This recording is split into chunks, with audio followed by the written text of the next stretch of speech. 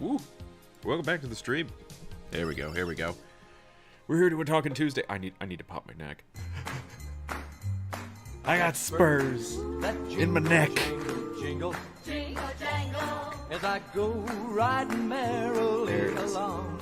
Jingle, jangle, and they sing, oh, ain't you glad you're single? Jingle, jangle, and that song ain't so very far from wrong. Jingle, jangle. Oh, Lily Bell, oh, Lily Bell. Well, I may have done some fooling, that's why I never fell. I still to this day, I don't remember all the words. Crap. How you doing, Faison? And how you doing, Mab? Let's see how long, like, I'm hoping I can get, things wrapped up by 11:30, because I'm starting to feel a crick in my neck forming. I'm pretty sure I'm going to crash out soon, so I'm getting that out of the way now. Absolutely fine. Thank you so much. And if I don't hear from you, have a good night. Poopy day, ready for some laughs. Oh my god. Oh my god. It's going to be that type of week for all of us, isn't it? For all of us, work-related stuff. Though I may have done some fooling, this is why I never fell. That's it. Oh Mary Ann, though we done some moonlight walking, this is why I up and ran. Boo boo, boo boo boo boo boo. Oh man. Welcome in everyone. I hope you guys had a good Tuesday. Mab didn't. Oh man, we're already on Tuesday. I feel like it was just Friday, like a blink ago. Oh, fuck. Like I said, I'm starting to feel like a tightness in my neck, so hopefully we get done with this about 11:30 or so, and I can take off and rest. One of the things I did notice is that I think Restream is on to the fact that I'm not paying for it, so I'm only using... There's a free version of Restream that you can stream to both Twitch and YouTube, but they put a watermark on it. Now they've... For a while, they didn't enforce it, so there was no watermark, so I was just streaming to Twitch and YouTube, and that was perfectly fine. Now they've started putting a watermark on my streams that says Restream in the upper corner. They're like, you want to get rid of this, you have to pay for the paid version. Of course, if I get the paid version going, I think what I'll do is I'll push it to Rumble. So that'll be Twitch, YouTube, Rumble for that one. I can't see... can't think of any other version that would be any good. Is Rumble still a thing? Apparently so. Hang on.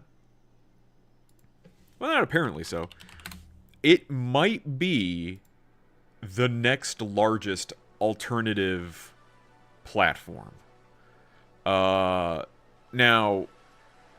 while it's unfortunate that it's still regarded as primarily being political based, there is a growing audience for additional entertainment, video games and what has yous. So like gaming. You got 900 viewers. Politics, Republican politics, 2.52 thousand. Thousand. Like nothing in the millions. News, 53,000. 24/7 TV channels.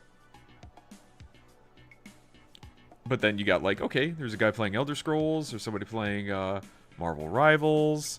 So there's some gaming to be found here. It's just not that much. And yeah, people are going like, is this really...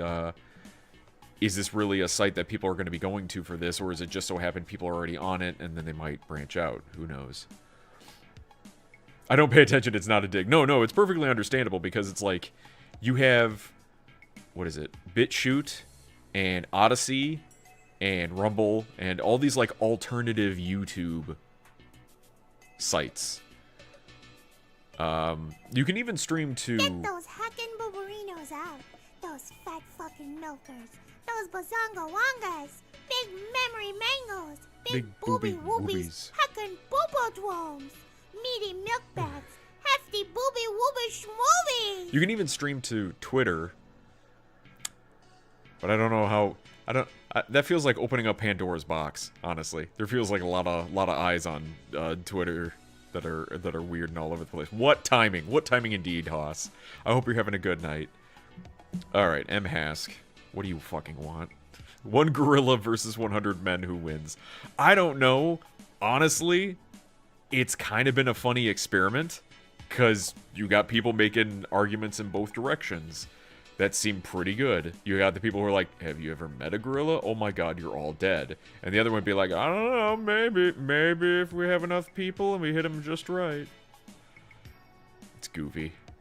It's kind of like, at least it's not like a philosophical discussion like the man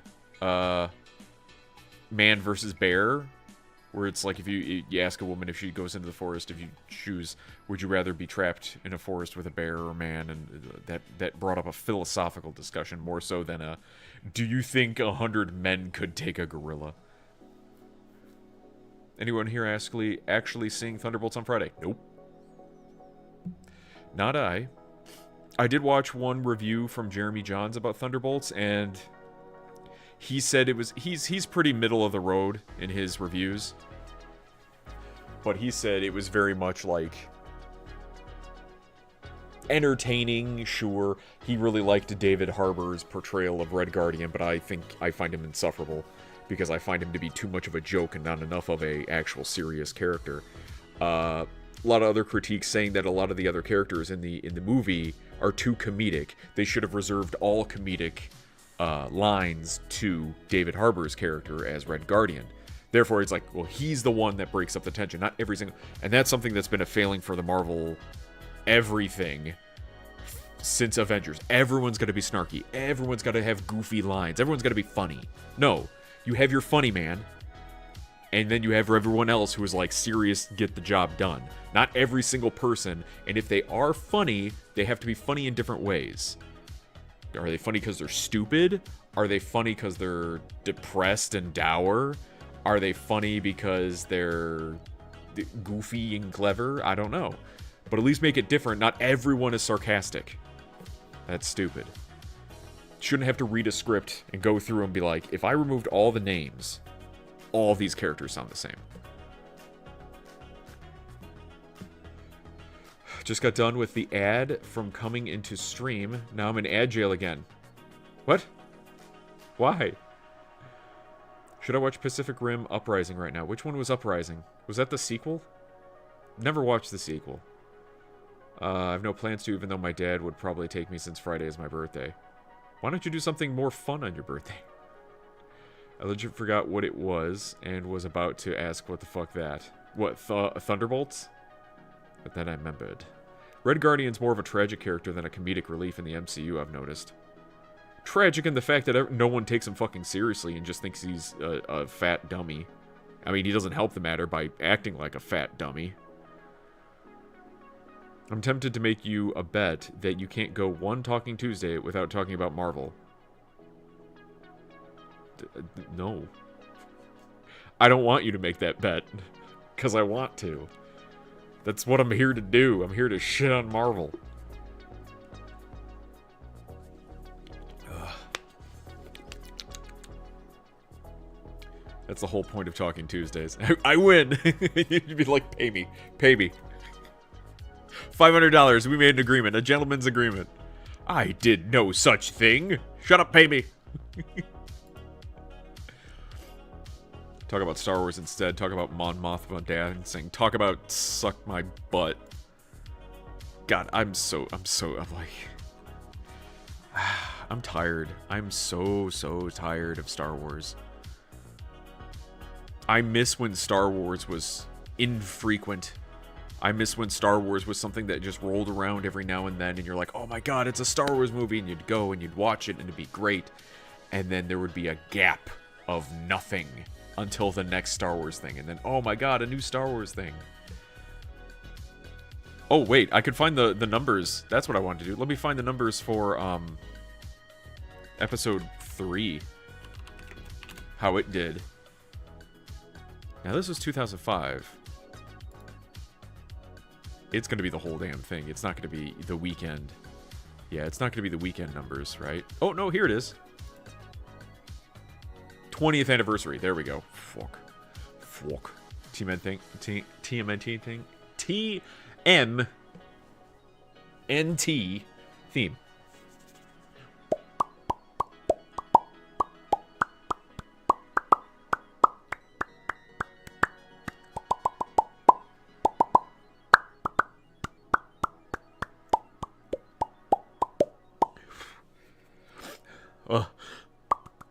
Oh, my nose. Hang on.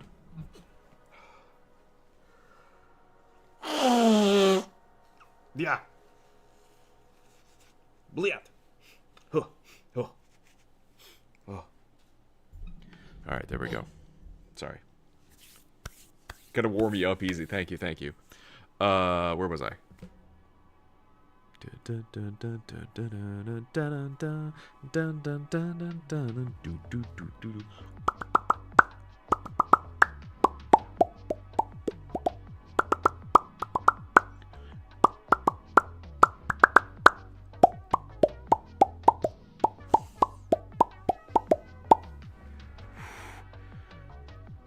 Starting to get dizzy.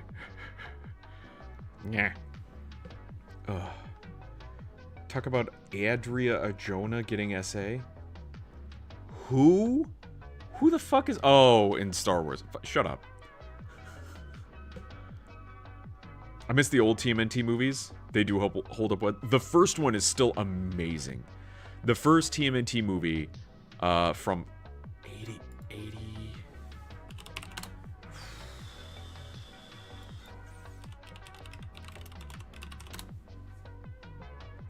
90. It was 1990. It did very well. Yeah, its budget was 13 million. It made 202 million. That's a major success. It is possibly regarded as one of the top earning indie films, I think. And look at that. Running time, hour 33. 90-minute movie. Budget of 13 million, which by today's standards is probably like 50 or something. But it got the job fucking done. Mutant Mayhem. How much money did that make? Made less. It made fucking less. It made less money than... Fucking good. People are like, I liked it. It was a success. Fuck you. No, it didn't. Hour and a half at least. I will grant it that. But no, it did not make... It did not out-earn the original Teenage Mutant Ninja Turtles. What about the Bay Turtles? That made more money. Holy shit.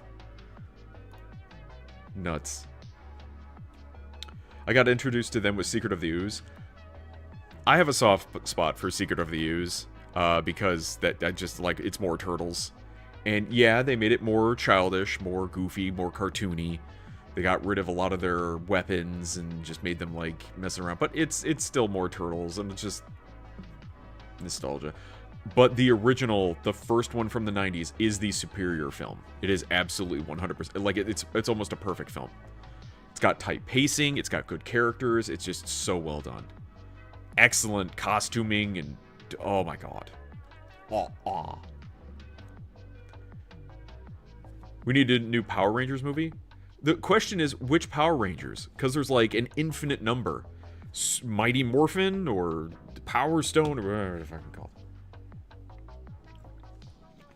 My introduction was the 2012 series, and that one was the CG one, I believe. That one wasn't bad.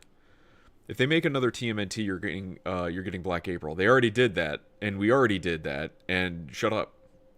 Solid series, had some unique stuff to it, yeah. I was thinking Mikey would be black and gay if they made a new one. How about a black turtle? Why is it got to be a black turtle? Honestly, I'm really thinking that there are certain things. Now, this isn't really a hot take. There are certain things that are a product of their time. Like, they hit when they should have hit, and that's it. They can't come back anymore. Teenage Mutant Ninja Turtles feels like one of those things. It feels like distinctively 80s, 90s era. And then if you try to bounce them out of that, it doesn't work as well. Because they're kind of like surfer dudes and stuff like that. And that was big in the 80s and 90s. You try to bring that into today, and you get the Mutant Mayhem, where they're just annoying teenagers who are talking about Skibbity Toilet. No.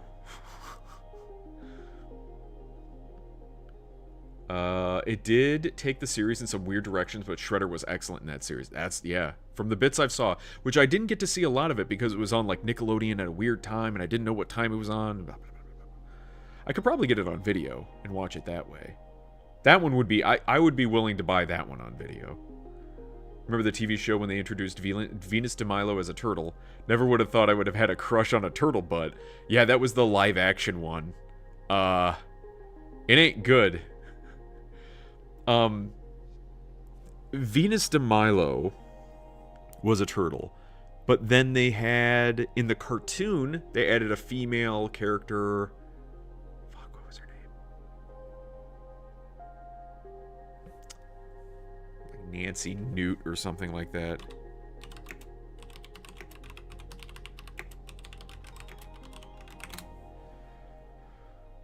What was her name?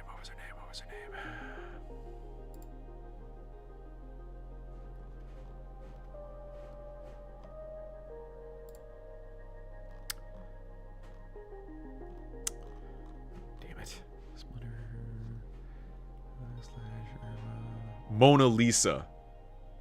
What the fuck? What's this one? By Zelda Williams. Teenage Mutant Ninja Turtles. Oh. Yeah, it was Mona Lisa. Venus de Milo. Oh god. Yeah, that's what she looked like. Like, why does she have boobs? Turtles don't have boobs. What the hell?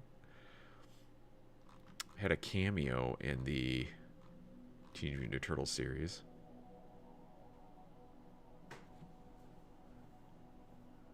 Gen Z TMNT. More like Gen Alpha. The original weren't, though. What if they went in that direction? The original weren't what? Scary, spooky turtles. Funny you mentioned that. Venus was going to come back in a form in the 2012 show before being scrapped. Interesting. Mona Lisa was in the 2012 series. She was part of the alien race alongside her commander, who was voiced by Keith David. The original weren't surfer dudes. Yeah, they were. What do you mean?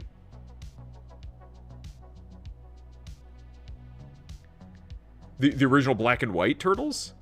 Or the original movie? Because, I mean, the original comics. The black and white turtles that were originally made. Yeah. They were made very edgelordy, very, very satirical. I will say that. Because it was like, who would have think like Ninja Turtles? Ooh, how could they? They were made to be more of a joke, and they kind of evolved from there. But you're right, yeah. If that was it, but it kind of like the original, kind of bland in that regard. Edgelordy turtles, giving them that persona of having like the 80s surfer dudes, of being more the teenage aspect of being more lighthearted and fun. I think added a bit more characterization to them in a positive light. Satirical, excuse me. Did I say satanical? Satirical. They were made to be a joke. Splinter was their master. Daredevil's teacher, sensei, was Stick. Was a man named Stick. So they're like, oh, Stick, Splinter. Shredder had like it was a joke for Shredder as well. The same goo that the ooze that mutated the turtles is what took Daredevil or Matt Murdock's sight. Like they had little like goofy stuff like that. Karai in the 2012 series, when she mutated, was going to become a version of Venus de Milo. Before mid-production, she got her own mutation. She would learn to control her mutation and be able to shift back and forth. I don't know how I feel about that.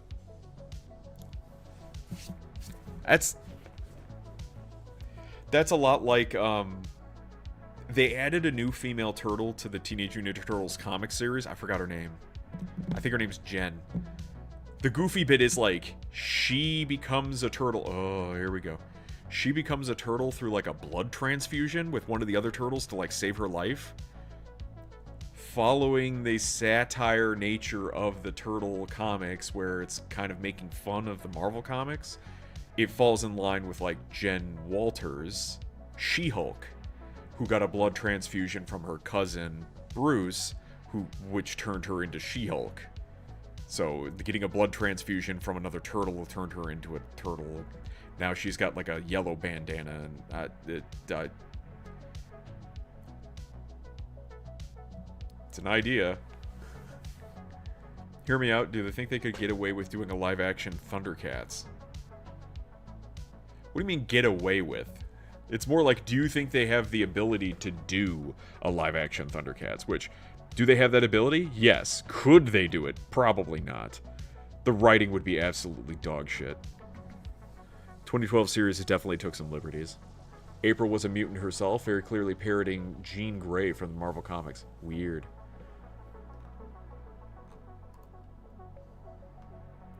Mona! But as you can see, the Star Wars Episode 3 20th anniversary was in theaters. I'm surprised. Did they do... Does anyone know? Did they do a 20th anniversary for Episode 1 and Episode 2? Like, leading up to this? Because, again, that's just easy money. Of course, they're going to say what the budget was for the movie. That's just... this is a re-release. They should keep this in theaters for, like, a month. Because I'm sure it's like, it doesn't cost them that much to have a movie like this in it, in their theaters, versus some other dumb movies. There was even a mini-episode arc doing a Dark Phoenix thing. Oh, jeez. Which did Dark Phoenix better than Fox did. That ain't hard to do, though. I mean, the cartoon did Dark Phoenix better than Fox did. Good lord.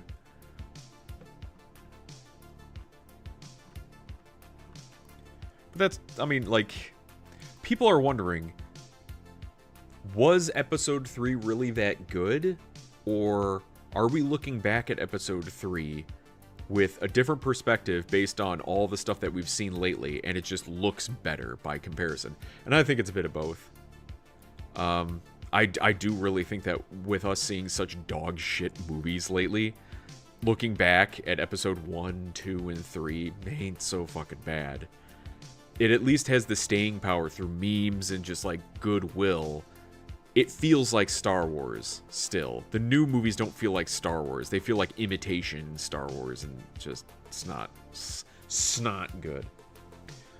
Don't they still do Firefly and Serenity showings in theaters? I don't know. They should. I don't know if they do.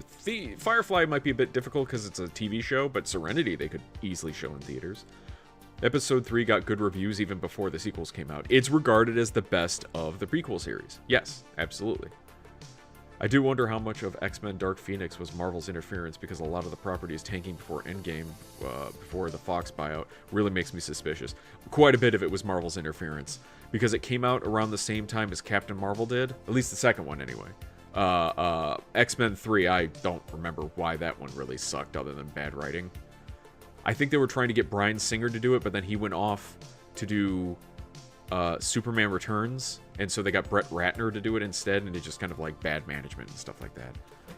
But the sequel one, it came out around the same time as Captain Marvel did, and Captain Marvel, like, the ending for that film had her going through space and, like, shooting stuff.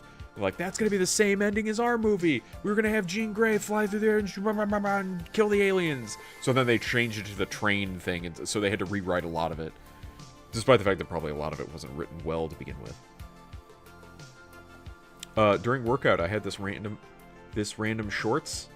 Was one of those scrolling and reading of random Marvel comics about when Aunt May was shot and Pete went and beat up Fisk in prison.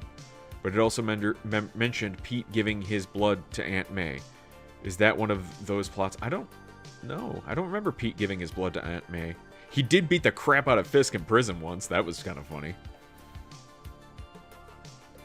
Inhumans, the New Mutants, etc. And the X-Men were taken away by the Mutant Containment Unit, the MCU. Oh, jeez. Real on the nose there. Yeah. It gets to the point where it's like, it's just, you're trying to be cute, and it just sounds stupid. Ha ha, ha ha, I get it, ha ha ha. That one leads to the infamous One More Day. Ah. Oh, it was so bad. And we've been trying to recover from it ever since. You have the leads of Marvel right now telling fans to their face. Excuse me, sorry. Telling fans to their face, no, we don't want to get Mary Jane and Peter married again, because I don't think that makes for good storytelling. That's not what you want. Again, the creators telling the audience what they want, not what the audience saying, like, hey, we want Peter and Mary Jane to be married again. And One More Day was regarded by nearly every single person to be an awful storyline. Absolutely awful storyline. For those who don't know, One More Day was basically Peter Parker sacrificing his marriage to Mary Jane to save Aunt May's life. Aunt May had gotten shot by Otto Octavius, maybe? Something. She was dying. She's old. She's been fucking old forever. And Pete's like, I can't let her die. So he goes to Mephisto, who's basically Satan of the Marvel Universe. And he's like, I'll make a deal with you. And he sacrifices his marriage to Mary Jane so that Aunt May could live. And I'm pretty sure Aunt May would say, bitch, let me die. I'm old. You go and be happy. I've been ancient forever. Let me go. You go and be happy with Mary Jane. But no, they didn't do that. And ever since then, Peter's been just a sad sack punching bag. You think you want this, but you don't. Yeah, I fucking hate that shit. No, I know what I want. Now, of course, now what we say is like, man, I would love a live-action Thundercats. It's like, you think you want that, but you don't. Because I don't think they'd do a live-action Thundercats right. Honestly, Aunt May's predicament wasn't that hard to fix. She was old, yes, but it wasn't hard for them to come up with an idea that would have let her live. Or don't. Just let her die. She's old. And you know what? It's comics. No one stays dead for long. I'm sure somebody would resurrect Aunt May sometime down the line and torture Peter in that way. But he didn't need to sacrifice his marriage. I always liked better and Black Cat Peter and Black Cat getting together. So you're more of a Peter Black Cat than Mary Jane. I mean, he got all the ladies. Peter as Spider-Man got all the ladies, but Peter as Peter got like hardly anyone. And it's kind of funny. It's meant to be that way. They actually did a callback to the deal with the devil during the Kindred story arc that also did the whole Sins Past story arc. Okay. Hey, V. Damn, I need a special loud notification for you on my phone. Oh, I'm sorry. Was I too loud? I may have been leading. Sorry, I might have been leading into the mic too much. I'm so sorry. I've been trying to... So my issue is, I was trying to pop up the gain on my mic because I was coming in too quietly on a lot of my streams. But if I'm leaning, I'm a bobbing, and I'm a weaving, you're going to get a little bit louder here and there. So let me just focus on sitting still for a bit here. But I hope you're having a good night, V. I'm doing well. Just had a long day, but not too bad. Wouldn't Aunt May honestly be like, I've lived a full life, I get to go be Ben and be happy, you be happy too? Absolutely. That's what she is, a self-sacrifice. Like, he was grown by this time. It wasn't like Peter was young and still needed to be taken care of. No, he was a grown man married to Mary Jane. He's good to go. You just let him go. I think you sound fine, so I don't know. Are you falling asleep? You sound fine. I don't want to sound too loud and blow people's ears out. But nor do I want to sound too quiet and people cranking me up too high. Kindred sort of bookends the Sins Past and One More Day story arcs together by adding some retcons, but ultimately I do think it was a net positive for the lore. You. Bleh. Weird. She could be like, Tony knocked the dust off a couple times, so I'm good to go. What? What? Are you saying that, like, Aunt May and Tony had sex? What? PS Game did great on that, too. I've yet to play that one. Yeah, I've yet to play the first PlayStation game. Part of me is still, like, taken aback. Like, I don't want to play the Mary Jane sections. That sounds stupid to me. Maybe I can download a mod that will skip those sections. Oh, you don't remember him and Aunt May in the Holland trilogy. Right. I'm thinking old Aunt May from the comics, where she's, like, 70. Not young, baby Tom Holland Aunt May. 45 million worldwide. Yeah. For the 20th anniversary of Star Wars Episode 3. And I think it's only been out, like, one weekend. Since the 25th, which was Friday. Last Friday. Yeah, it says right there. But yeah, it's been out a weekend, and it's made some money. I hope it stays in theaters for like a month. Uncle Ben is a rice brand. Yes, thank you for contributing. Long story short, the main retcon is the sins past Norman seducing Gwen. No! Thing never happened. Good. Gabriel and Sarah were the result of a cloning demonic conspiracy cooked up by Mephisto and Harry when he was the Green Goblin. My head hurts. This hurts my head. Minecraft movie is made up to... Shit. I was going to say, did it make $1 billion yet? 800 million. I don't know if it's going to make $1 billion. It might peter out before then. Marvel is so crappy with continuity and plot armor. It's really bad. And the thing was, we already knew the comics had a bunch of continuity errors because it had been going on for like 50 years. So it made sense. But like after 50 years of comics, you're going to have some holes. The issue was that the movies, the TV shows, the Disney MCU was supposed to take those stories, look back on them and go, okay, we find out what works, we know what doesn't, we trash the stuff that doesn't, and then we can have our own continuity with no retcons and a concise story, and it'll be great. But they didn't do that. It fell apart real fast, where it just rotted, and they're like, I don't know, throw more stuff. Oh, we're not going to use that. Okay, get rid of that. Oh, we didn't have the rights to that character. Oh, we didn't have... That actor can't do the thing. Get rid of that. Move over that. Over that. Like, it's a mess. It's like you had the opportunity to make it perfect, and you didn't. These make realm-hopping Punisher seem like a good time. Seriously. I think the main problem I had with the story arc is that it made Sarah into a villain in that story arc when she was very clearly the good twin. Comics, man. Time travel. Boom. Plot armor. Boo. Yeah.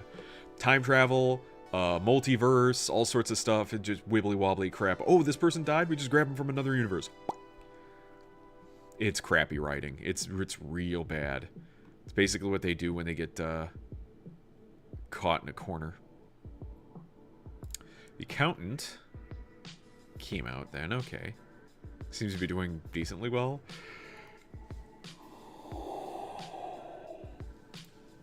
I think, looks like Snow White's knocked off the charts. Yeah, it's probably like gonna poop out at about 200 mil.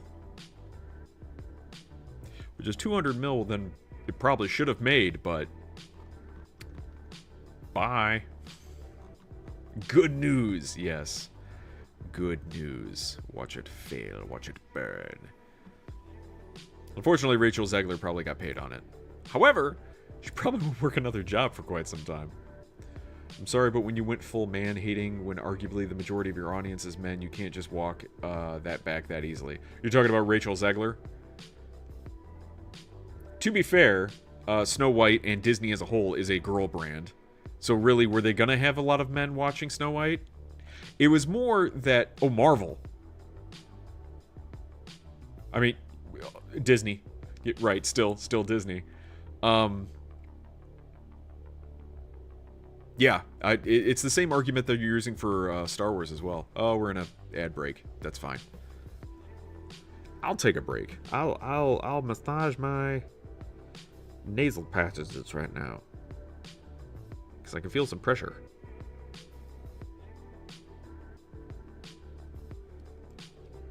Just gotta wait for 90 seconds.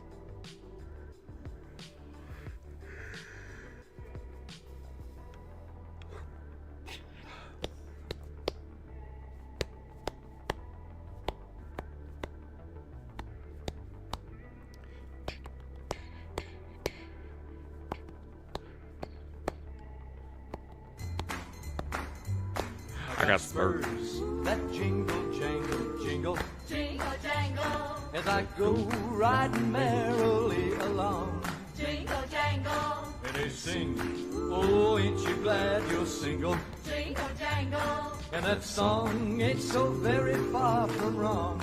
Jingle, jangle. Oh, Lily Bell, oh, Lily Bell.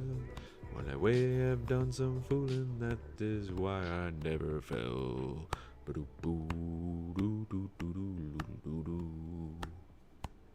That's perfectly fine, B.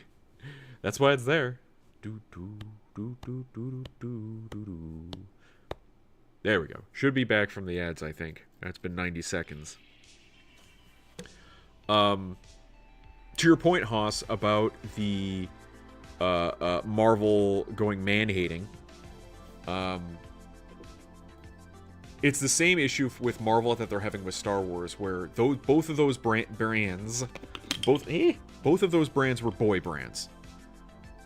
Anyone telling you different is lying or stupid, I don't know which. But Marvel and Star Wars are boy brands, were boy brands. Then you got it taken over by Disney, which is decidedly a girl brand. Very rarely was there anything that would appeal to boys from Disney. Now, like, boys still like watching Little Mermaid, boys still like watching Cinderella, and that's fine. But the focus, the gear selling, was very much geared more towards girls than it was boys.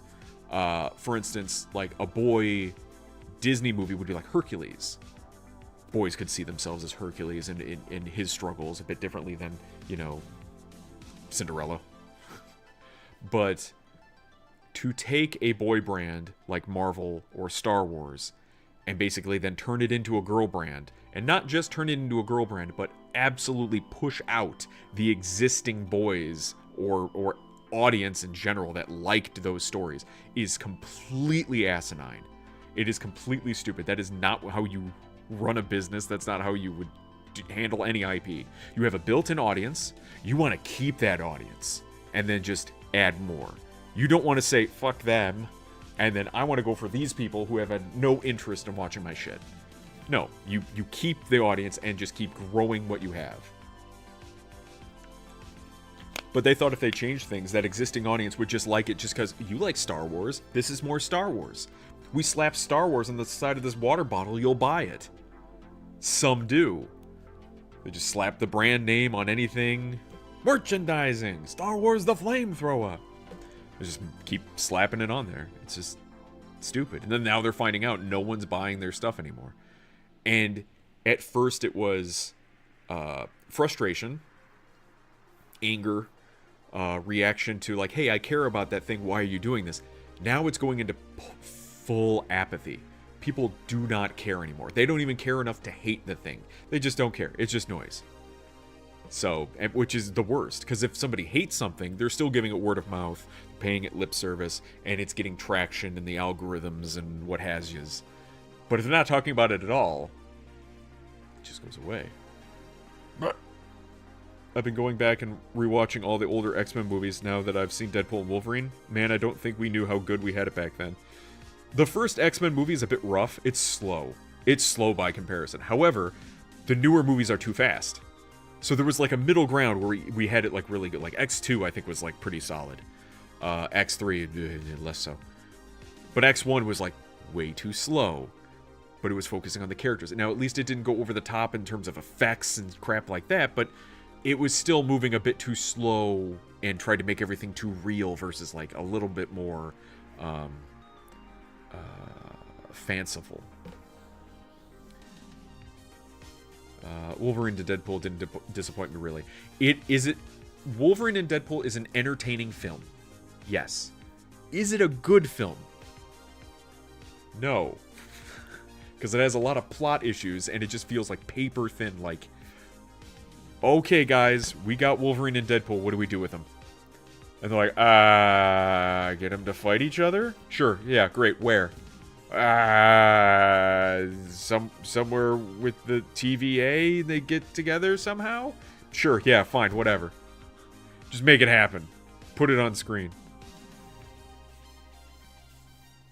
The first X-Men movie was great. Bit slow. Boy brands seem like tongue twister. boy bands, boy brands. The Marvel Jesus bit was classic, yeah. Marvel Jesus. They're gonna have you do these movies till you're 90. It was the same as Spider-Man No Way Home. A decent movie, but could have been miles better. Yeah. If they had focused more on the story than the fact that they had all these cameos that they wanted to shove in. It was more like they were just dangling keys in front of the audience and be like, you know these characters, right? We don't need to do anything with them. We just show them on screen and you just start clapping like seals. And that's where it gets to be a little bit insulting as an audience member of like, no, I know these characters. You know I can go home and watch a movie of these characters on my own, right? I don't need you to like, oh, here's Wolverine and Deadpool in a movie together. Yeah, I have Wolverine Origins. It's a shit movie, but we've seen them before. I want a good movie with those characters together. Not just that they're there together and it's tolerable. No, I want good. I don't feel like I really need to rewatch Wolverine and Deadpool. It doesn't feel like one of those that's... And that's with like a lot of media and shows and things in general. We don't have any type of shows, movies, entertainment that feel repetitive watching worthy. Repetitive watching worthy. They don't feel worth a second watch. It's just disposable media, basically. You watch the movie, say, hey, yeah, I did see that movie. It was pretty good. Would you watch it again? Yeah, not really. Meanwhile, I have other movies that I just, Ghostbusters. You watch Ghostbusters all the time. Indiana Jones. Even the original Star Wars, Lord of the Rings. Movies that you just put on, just to put it on. Do you finish it? Maybe. Maybe I got something else going on. But at least it's there. And it's always worth watching. The Office. People are constantly rewatching The Office. Now they're making TV shows and sitcoms that are just fucking garbage. And no one rewatches them. They'll make it maybe a season and then disappear and people will even forget they watched it. So Disney Plus made WandaVision. Do you really hear anyone saying WandaVision is their favorite TV show? Their favorite TV show. More than The Office, more than Friends, more than Seinfeld is WandaVision. And they rewatch it every year. No, you don't get that. That's not a thing that happens. Same thing with a lot of these newer movies. Do you have them watch, do you rewatch this movie every year like you do Lord of the Rings or Jaws or Indiana Jones? Something that you would constantly put on in the background just to have it on. No.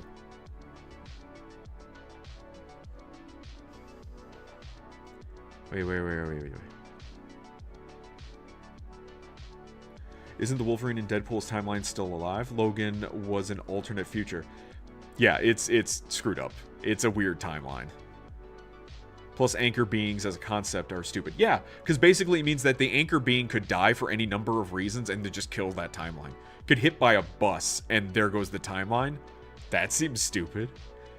I think we've had this convo before, but it doesn't seem like they know how to do a real hero story with a female protagonist. They don't, because they don't know how to write women anymore. They basically just think that they write women like men. Which, no. Women don't want to see that. Men don't want to see that.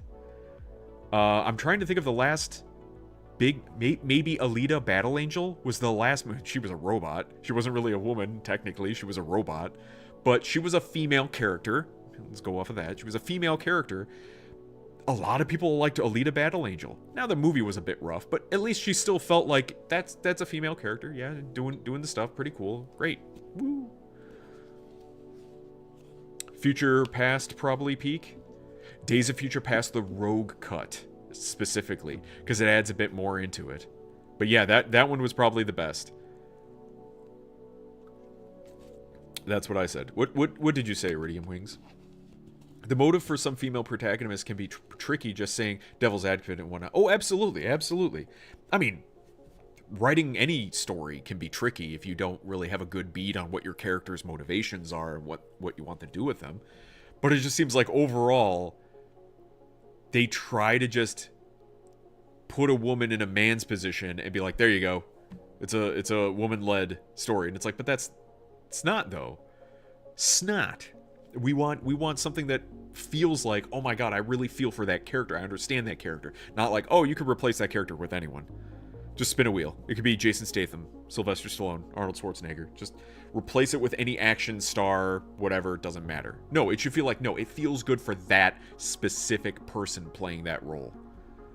But then it doesn't feel like I said, you just swapped out the character. It's like, oh, it's Jason Statham knocking down 300-pound men and kicking them in the face. Only we replaced it with, like, an 80-pound woman. 80-pound, 5-foot-nothing woman. And it's like, yeah, it's the same. Okay.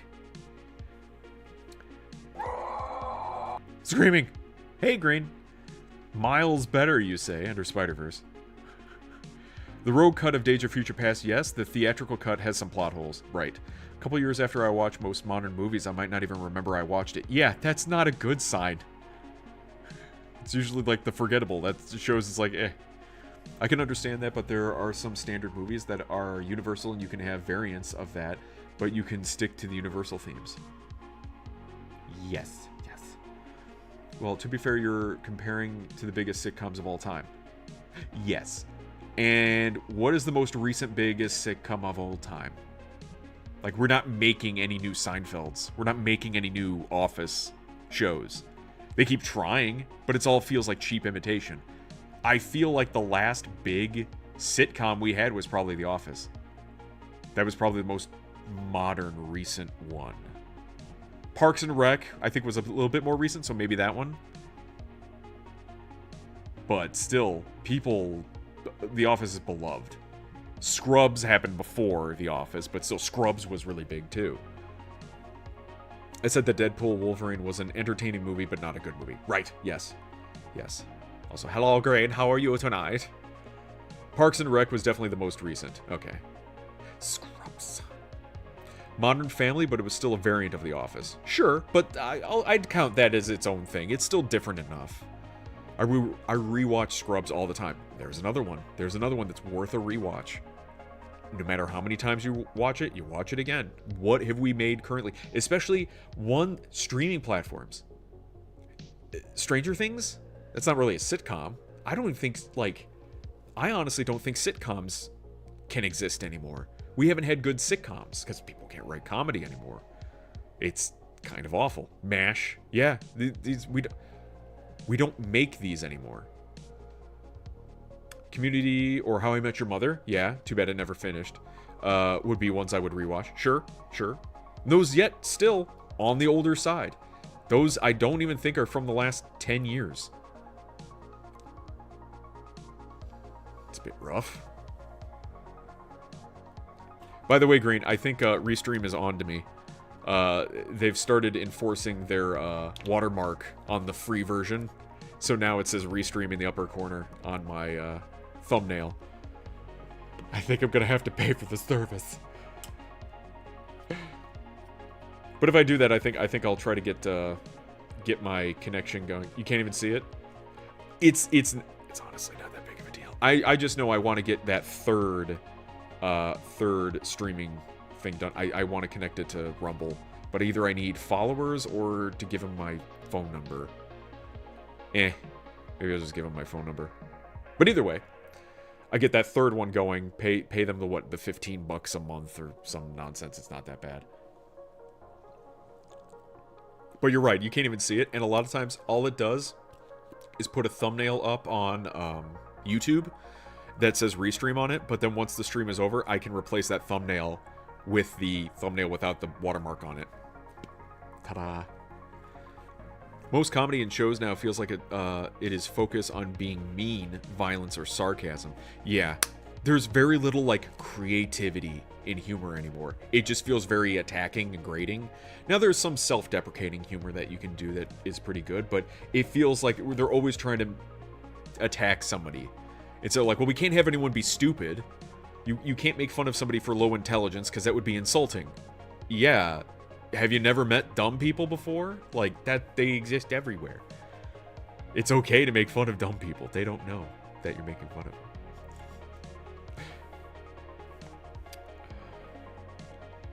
Iridium, both of those shows are awesome. Yes. I gave them my phone number. I already get telemarketer scam calls. It didn't get worse after giving it to them. Yeah, but my security, though. My OPSEC. I wonder if part of the reason is they're made... I'm pretty sure I gave Twitch my phone number anyway. I wonder if part of the reason is they're made filming crazy expensive now. Yeah, Adam Scott and Rob Lowe were talking about how it is cheaper to fly everyone to another country and film rather than film in LA. Yeah, especially all these Disney shows, Disney Plus shows, they're saying they're like hundreds of millions of dollars for like 6 episodes. And they're like, oh man, it's so expensive. It's like, you did it to yourself. You don't think the audience is asking for that? Well, I think they're trying to provide a higher quality of entertainment. But the problem is they're not. They're trying to, through visual effects and stuff like that, but the writing, like you could slap 2 idiots in a room together, like a sitcom and stuff. They're on one set, they stay in that set the whole movie, the whole show, 20 minutes of an episode or whatever. And you can make that entertaining enough that they don't feel they need to go anywhere. You don't need special effects. You're just 2 people talking. And situational comedy, through the situation, you get some laughs. You don't need to like, oh, well, we got to go on location. We have to have them flying in a helicopter and going down. No, you don't need all that. You don't need all that. Nah.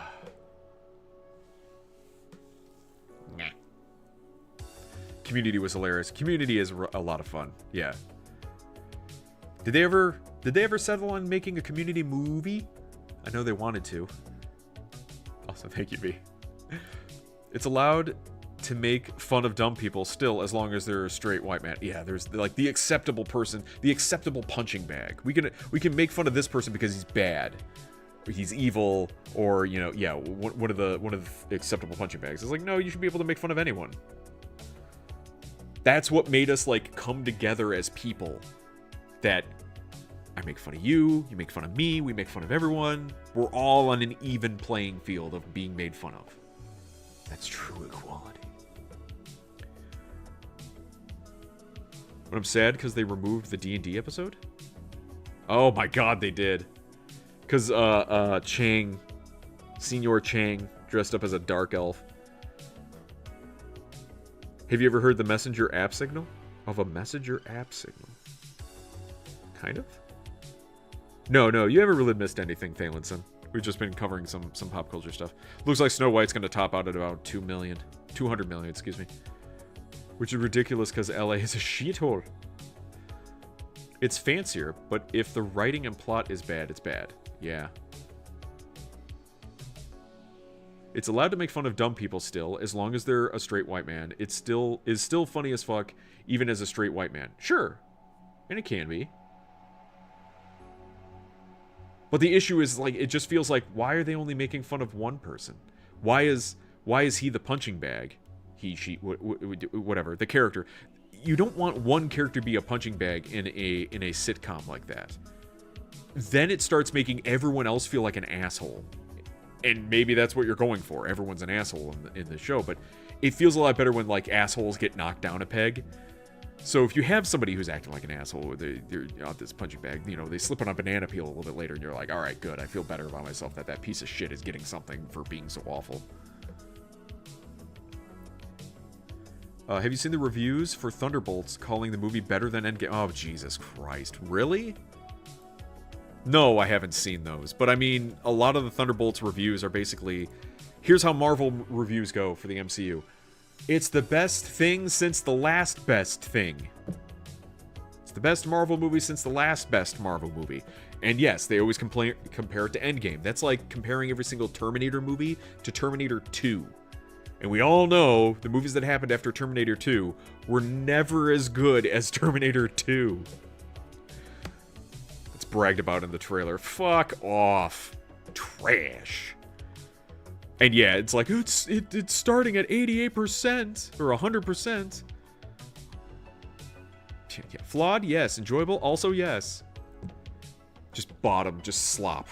Eat that slop. Like I said, are you going to have people...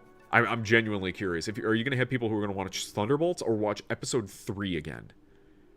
I think Episode 3, for most people... Like, everyone's going to go see New Shiny. Everyone wants to see. It's unknown. We want to see what the New Shiny is. But the problem is the quality is fucking garbage. Like, the MCU, all of them are goof. All of them are goofy characters. It's unnecessary. Thunderbolts is a refreshing take on the superhero team movies.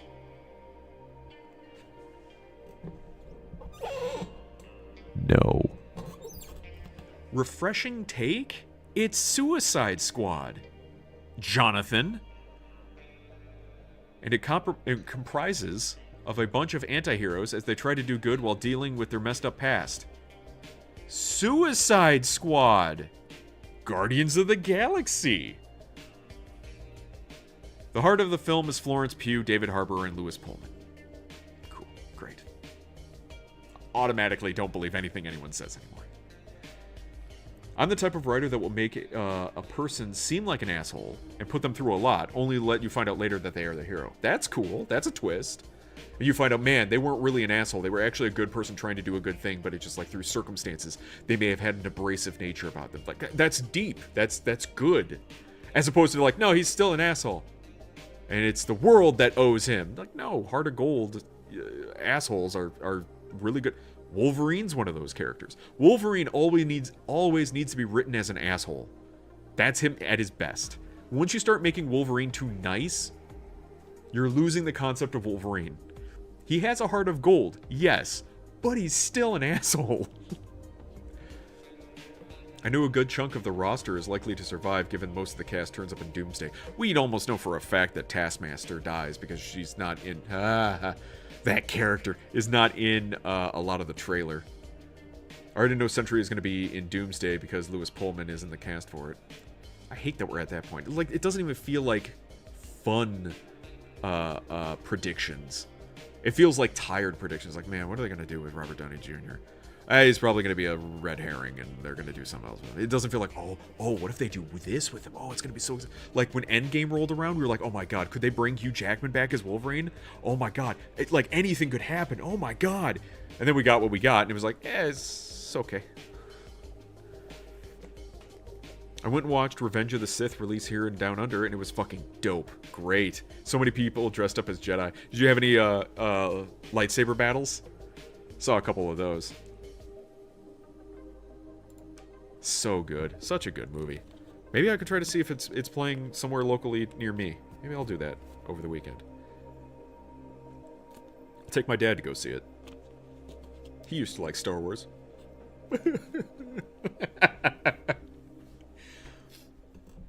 Oh, man. You're breaking my heart, Anakin, is now classic. Right. Kill him. Kill him now. Do it. Yeah, it's the classic. Kenobi. So good. Is there any way to guarantee all the proceeds go to George Lucas? Pretty sure. Well, maybe not all of them, but that's a good question. I don't know what happens when a film is re-released in theaters. Indiana Jones, Ghostbusters, movies of that, Jurassic Park. When they're re-released in theaters, who ends up getting the money? I'm pretty sure the theater gets quite a bit of that money. But you're right, royalties and whatnot, they should funnel back somewhat to the creators. Does George deserve it? Oh my god, man. Savage. Yeah, but the Anakin versus Obi-Wan fight and Palpatine scenes were being muttered and spoken throughout the cinema. Dude. That fight scene between Obi-Wan and Palpatine, Obi-Wan and Anakin, with Duel of Fates, with the new mute. Oh my god, so good. George had his heart ripped out by Disney. Yeah. Yes, he does. Good. As it turns out in Clone Wars, Grievous did the hello there bit first. So the episode 3 hello there is a mockery of Grievous. That's why he laughs. Are you talking about the Clone Wars CG show or the Clone Wars animated cartoon? Because I prefer that one, where Mace Windu crushes his rib cage, and that's why he coughs. There's a bump on the back of my... Why is there a bump on the back of my finger?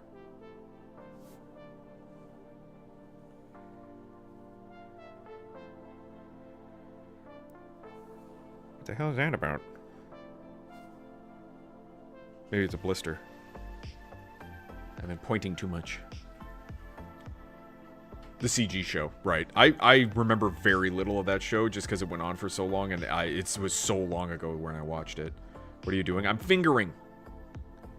I don't know, I think I might have bumped it. I don't know, hit it with a hammer? Oh well. To your right? I mean, what? What? Fingering too much? Thunderbolts is a character-driven comic book film that lays the groundwork for what's coming next in this phase of MCU. Wonderfully acted and exploring dark themes, this group of misfits is not only relatable, but also fantastic. It would work so much better if they actually did take a darker tone with the show, but I'm pretty sure that everyone's saying that they're constantly making jokes and poking fun at stuff, and because of that, then they're lacking their substance. Thunderbolts doesn't rush the action, but it does deliver the staples that superhero fans crave while respecting the need to create a bolder story than what the superhero genre has been delivering of late. I feel a lot of people are fucking drinking the Kool-Aid on this fucking thing of like, it's darker. It's like, yeah, it's got muted colors, but it's not necessarily darker. This isn't Winter Soldier. They keep trying to make every darker Marvel movie Winter Soldier, but they just can't because their writers suck. Dark themes they talked about, someone being dead. Wow, so dark. Yeah, darker themes of killing off one of the characters and muted colors. Peak millennial writing. It's so tired. It's so tired.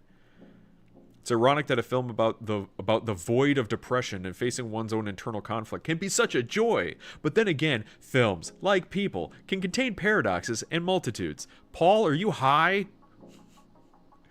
Thunderbolts could be subtitled Therapy for Superheroes because the overarching theme is how superheroes cope with depression, guilt, and anxiety. Yeah, that sounds like fun. Thrilling action scenes and wisecracking jokes are mixed with trauma bonding to mostly effective results. That sounds fucking annoying. I still remember there was a point in Doctor Strange, in the first Doctor Strange movie with Benedict Cumberbatch, where he was like having a moment and like a tear like was falling down his cheek and his stupid fucking cape was like wiping it away. And he's like, stop it. And it just steps on that moment. And you don't look at that scene and go, oh, the cape is trying to help him. It's like, funny cape, do funny thing.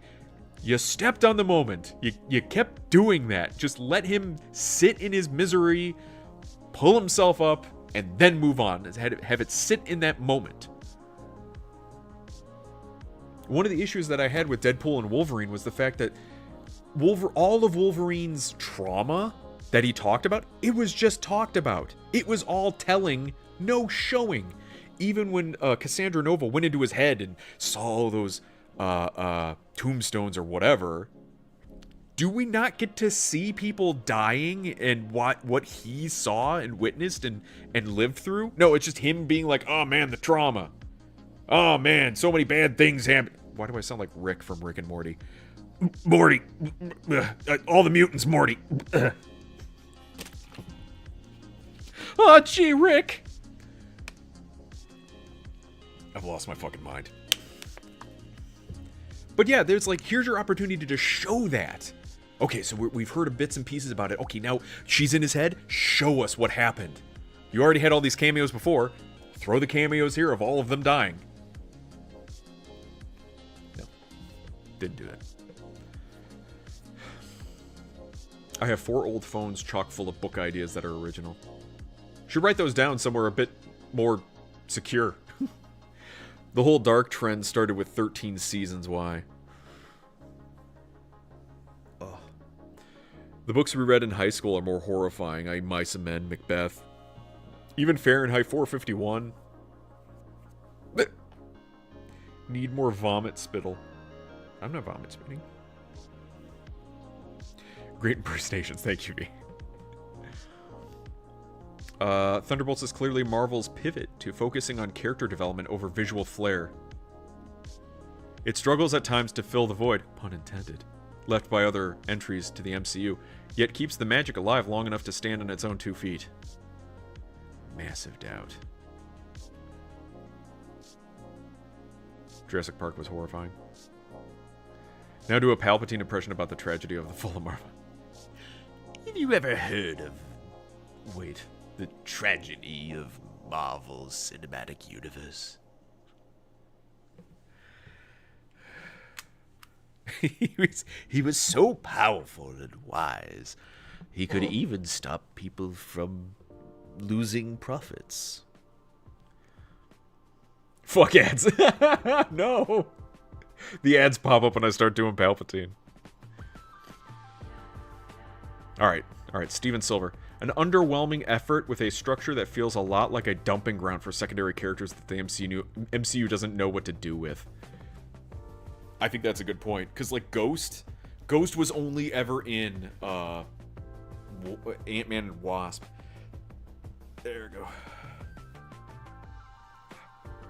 Like, she was in that one film, and that's it. It's not like she made cameos and was, like, throughout the Marvel universe. No, she gets shelved. Do it again. Do the flip. He was like, did you ever hear of Marvel's Cinematic Universe? He was so wise and powerful, he could even stop other projects from losing profits. That wasn't a good Palpatine, though. Do it. Do it. I don't even remember Ghost. No one remembers Ghost! Hello, Hot Dog. How are you?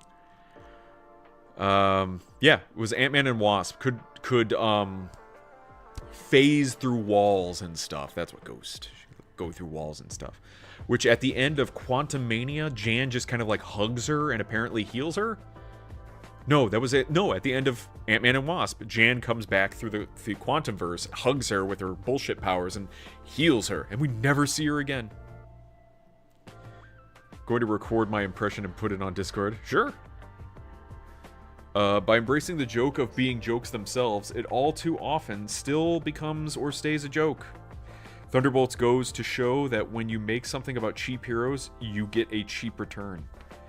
Them's the reviews I'm looking for.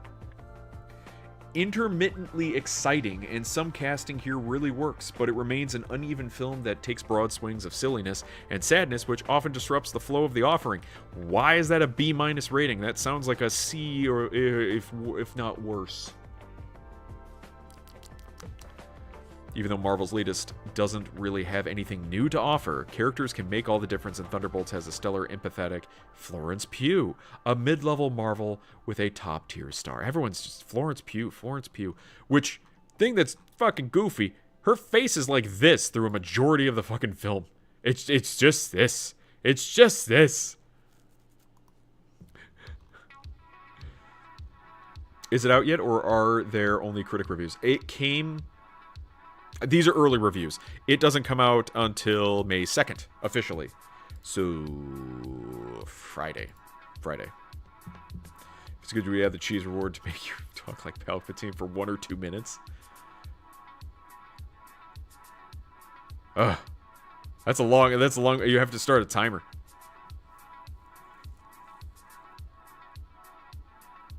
Should I do that? Have a reward of, like, talk like, oh god, a handful of people for, like, a minute or two?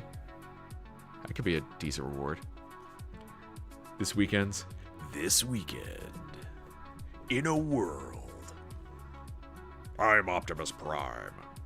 Trauma-heavy Thunderbolts is a solid and moving, elevated by psychological, visually inventive, and unapologetically dark, and... I doubt it's dark. And simultaneously exhilarating action-packed finale that defies standard superhero film and conventions. I fucking doubt it. An underwhelming effort with a structure that feels a lot like a dumping... I read that. Stephen. Girl graduates, and this comes out next day. Coincidence? I think not. No. We're losing our Shark Girl, boys. This is the best Marvel film in years, but sometimes I wonder if that means much to people other than its core audience. Okay.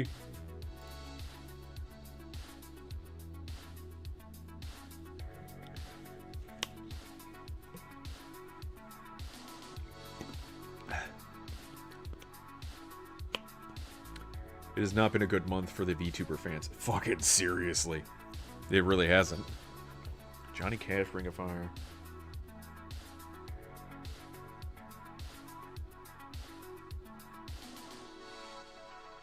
Trying to think of it.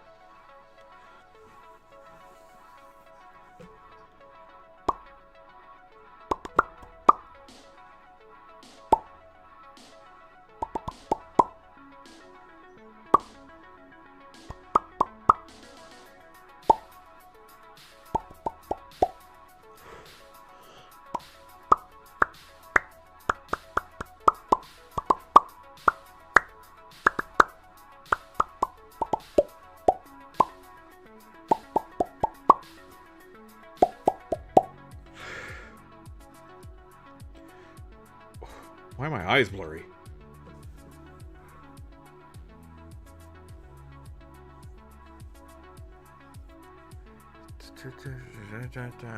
I kind of think I got that one. Kind of, sorta.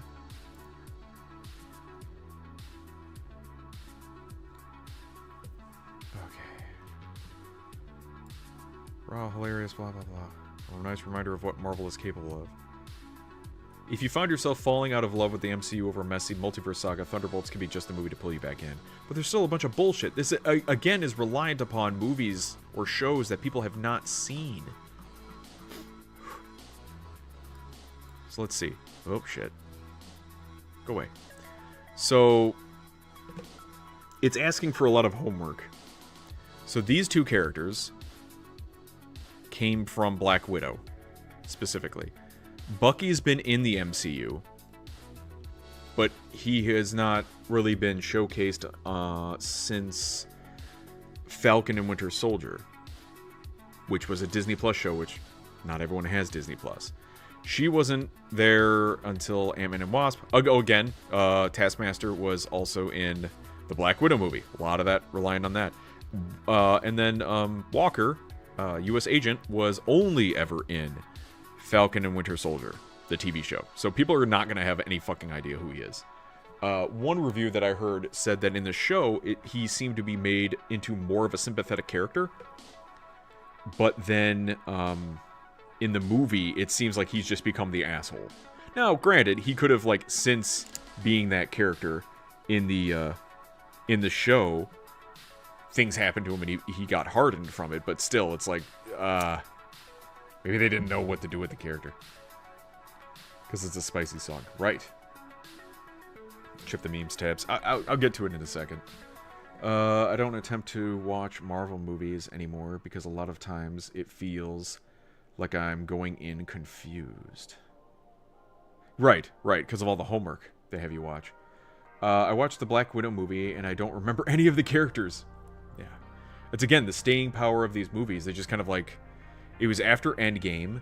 People were already kind of like, know that Natasha was going to die, so why should I care? And this was her final... Her chance to get a backstory. But is too little too late. Why? Why?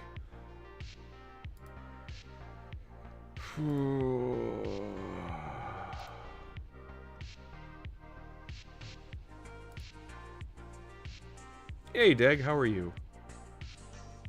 Alright. Top critics.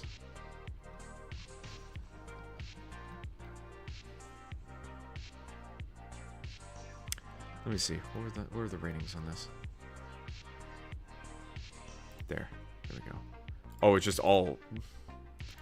Well, whatever then.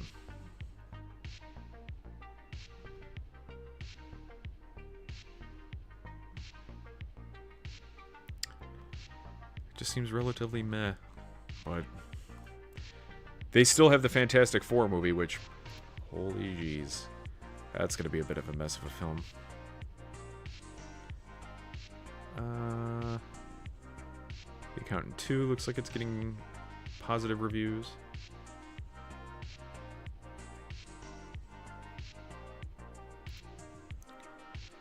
Alright. Oh shit. Did this come out? Holy shit.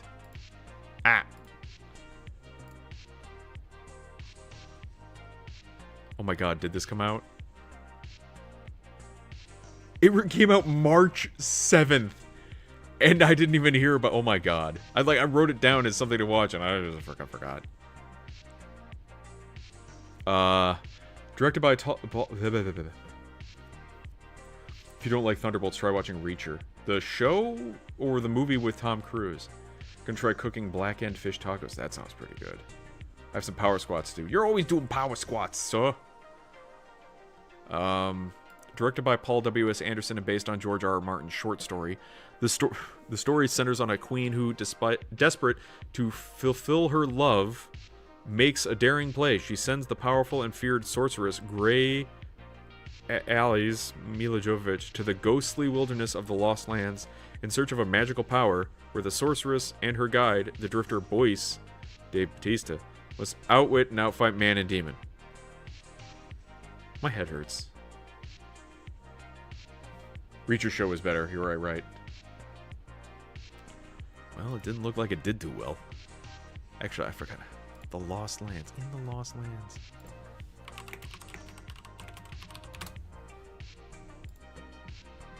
Oh! Oh, no. Oh, baby, no. Its domestic opening was only $1 million, and it's only made 5. Oh. Earliest release date was in South Africa for some reason. But if it came out March 7th, let me check the calendar. That was 1, 2, 3 weeks ago? Woof. What was the last good movie you saw? Oh, bitch, I don't know.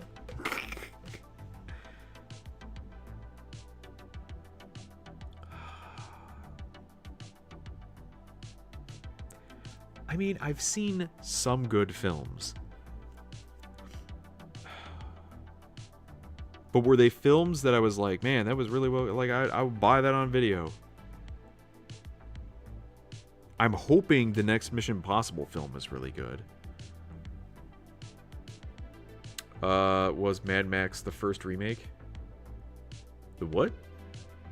First remake. Fury Road? Not Furiosa. Are you counting watching old movies? Hey, if that's the case, I watched Aliens this last weekend. And then I went through all of the James Bond movies recently as well.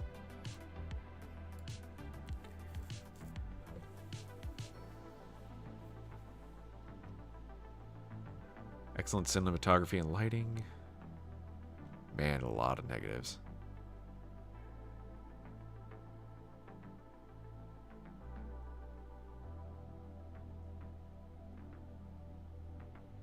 Aliens has not aged well. Rather has the first Alien. Wow, way to say something completely incorrect. Not aged well. Get out of here. Oh shoot, I was supposed to watch Aliens. I forgot. It's been kind of an insane weekend. Yeah, I get you. It's okay, it'll be there. Have you said who the next Bond is? No. I mean, they have an idea, I think, of who they want to make it, but they haven't, like, made any official news.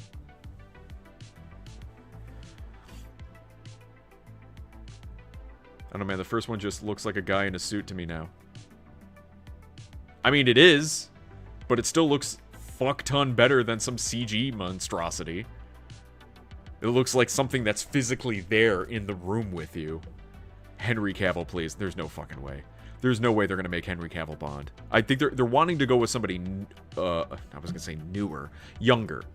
They're going to want to go with somebody younger so that way they can get like 6 movies out of him or something like that. If they use Cavill, Cavill's too old. Cavill's still working on a Highlander movie too, by the way. I don't know when that's supposed to come out. And his, of course, Warhammer 40k something for Amazon. The alien obviously being a guy in a suit didn't age well. The rest did great. I think it aged fine, and I think you all suck. I don't think this is gonna fucking age well. That Predator trailer is awful. Doesn't help all the CRT monitors and all the spaceships. No, that's a good thing. Because it fit the age. The third one aged good. Are you just saying things to piss me off? Oh my god. Inflammatory. Say something else. Tell me that the Marvels is the best Marvel movie. They should make Tom Holland Bond or Daniel Radcliffe. No, not Tom Holland. Tom Holland, unfortunately, through no fault of his own, he has baby face. And he don't look like any sort of adult. Haven't seen the third one yet. It's worth watching. The Sun is Blue. How dare you come into my chat? You get out of here. God, how wacky would it be if the sun was blue? Remember when they tried to make him Nathan Drake? Oh, God. Remember when we had a perfectly good short with Nathan Fillion as Nathan Drake and it was great? Fortnite tournament in movies? What? Where? Do you see? Was that here? Yeah.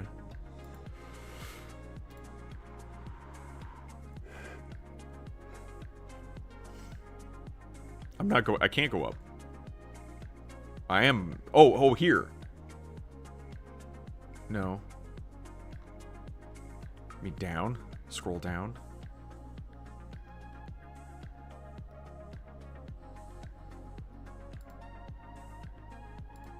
Not saying anything Fortnite related.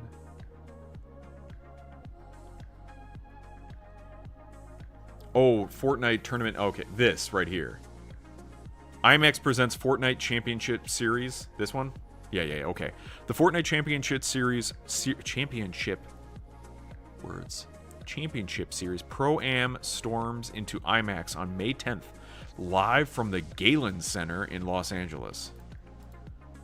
The newest addition to the competitive Fortnite universe, FNCS Pro-Am, pairs top Fortnite pros and elite content creators in high-stakes duos for an all-out battle in Reload, as they fight for the championship title and share of the massive $500,000 prize pool. Watch every clutch moment and game-changing play unfold with IMAX's signature scale and immersive sound that puts you right in the middle of the action.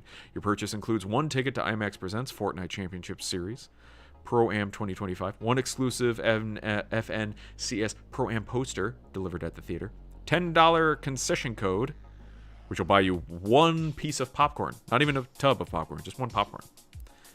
One Fortnite Twitch drop to be distributed per transaction. Click the purple gift box.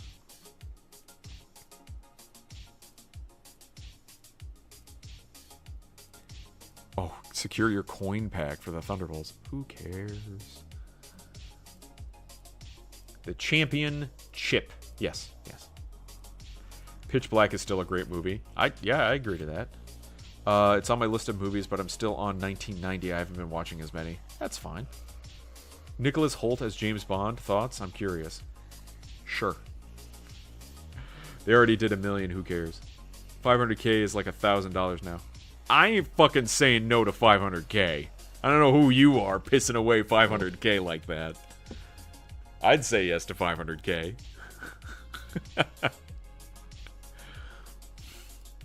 I'd roll out of bed for 500K. Only Henry Cavill is a suitable James Bond. That's what we think, but I don't think we're going to get him.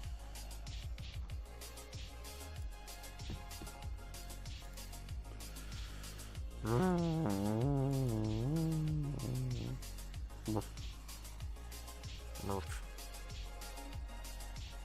the fuck is this? Darkenstein. That's weird. Starting to turn into a shrimp. He's too based and they have no dirt on him. He's untouchable.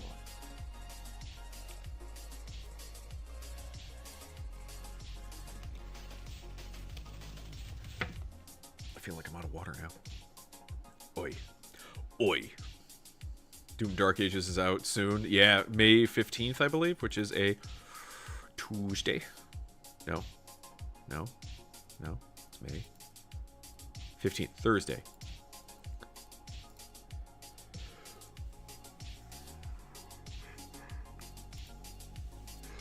Ugh. Oh, excuse me. Until Dawn, King of Kings, Amateur. Pride and Prejudice, 20th year anniversary for that movie. Is that the one with Keira Knightley? Yeah. Happy Gilmore 2025 re-release. Really? Just releasing everything in theaters again. Happy Gilmore, which made more money than Snow White. Shmeh. Not really. Not for the limited release. Captain America Brave New World, only 414 million. Working Man, 89 million. It was just another Jason Statham film. But I mean, they probably make it on the cheap, so they don't need to make that much money. Expedition 33 is the only hype. Yeah, from the looks of it, yeah. Look at that Revenge of the Sith second. That one is making 45. Yeah. For that one. My friend gave me some Cialis. I've been saving it for a special occasion. Fucking Cialis. What? Why? Proves that good movies can make money. Sure. Never done it before. Gonna be gnarly. What? Cialis is only worth it if you have the whole weekend to spare. What? What does Cialis do? I thought there was a...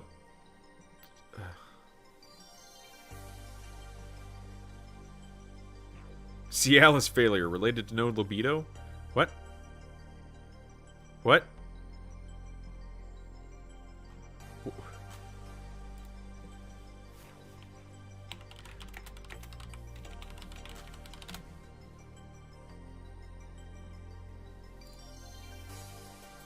Tadalafil.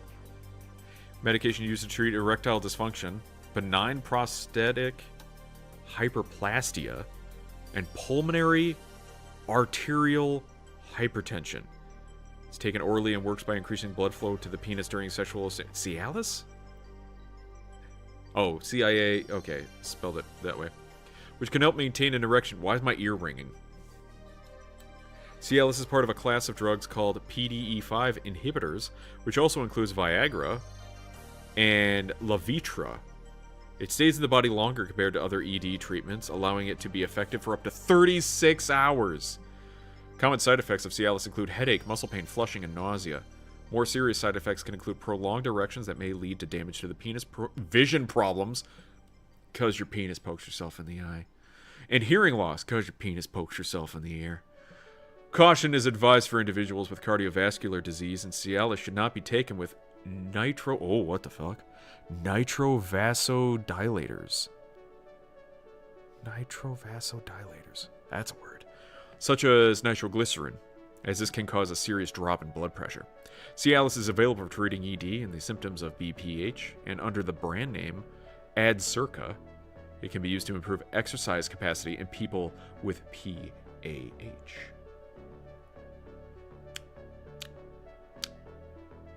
What?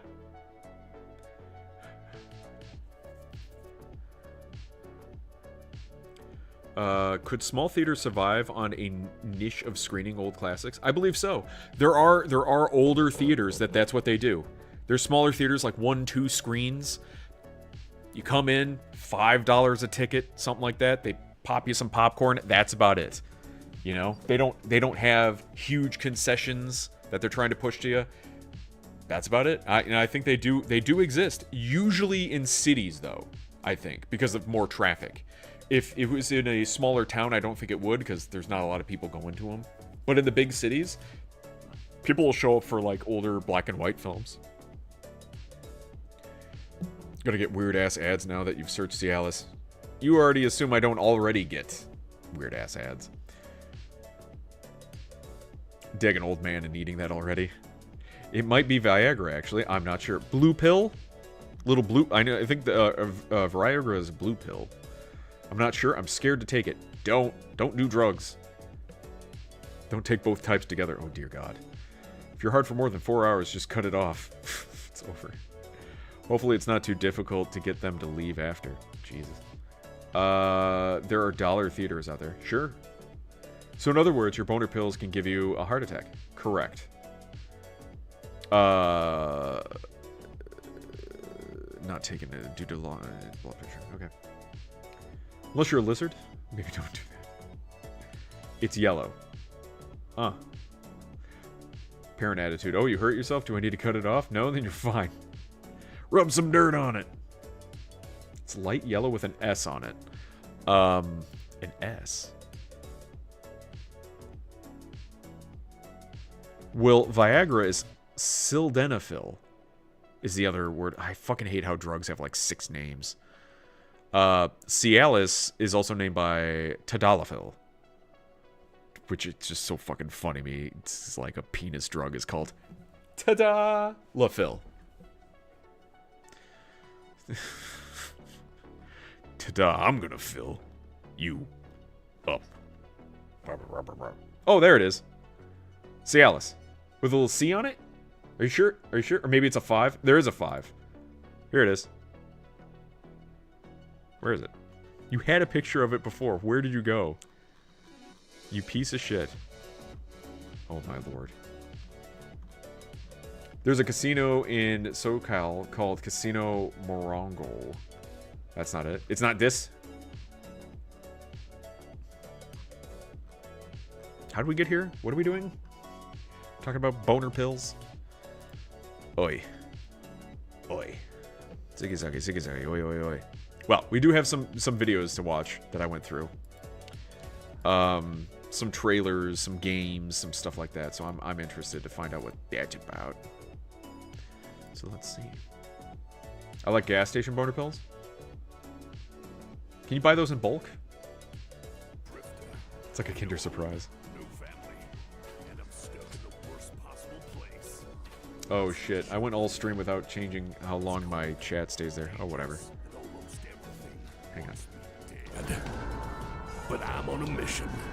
Rescue my kidnapped dog, kill every Nazi I see, and eat all their pie.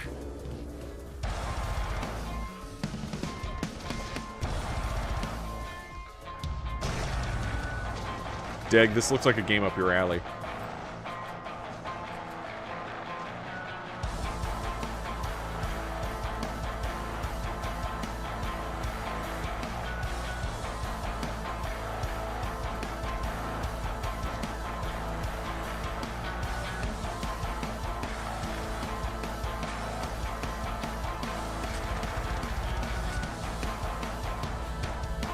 Far Cry 5. Oh, man.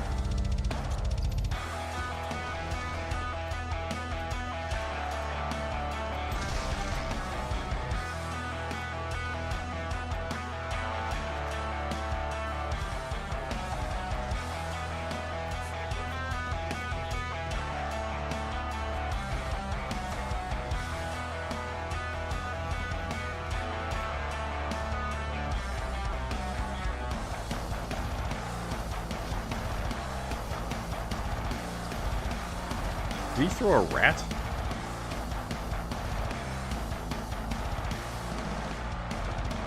Darkenstein. That's sweet.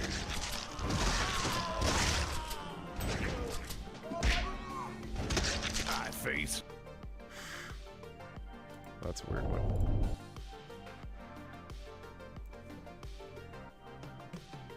Heard the next Far Cry will be shit. Gonna be set in North Korea. What? I liked Far Cry Blood Dragon the best. I follow the creators of Darkenstein on Twitter. I've been keeping tabs on it. It looks sick. Oh my god. It does look like a thing. So here's a new trailer, exclusive gestation clip for Alien Earth. I have a feeling this has nothing to do with the show. This is gonna be like a quick thing.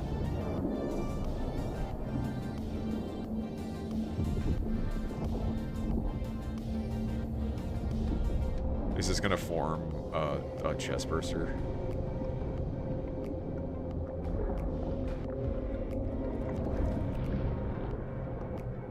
Uh-huh.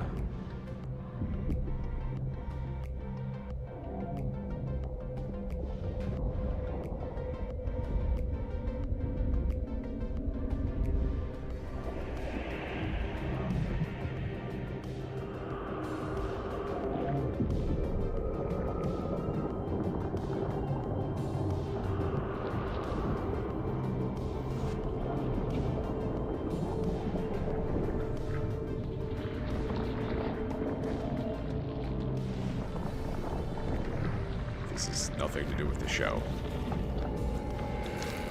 On this episode of Good Eats. Oh.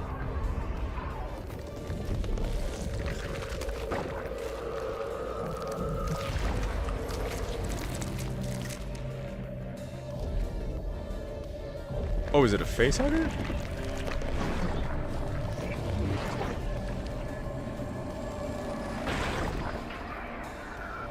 What the heck?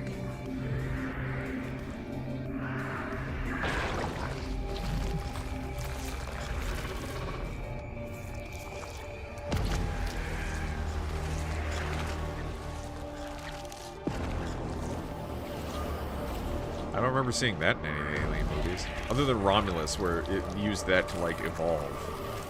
But it's not...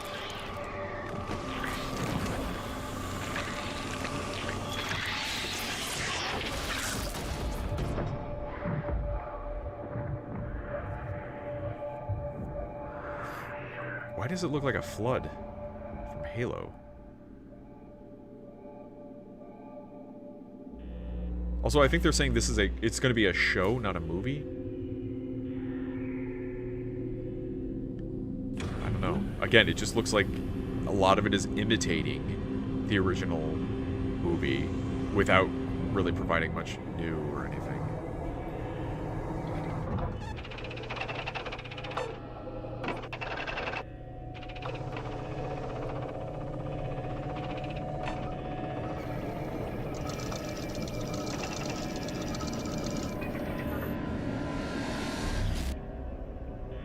New species. Okay.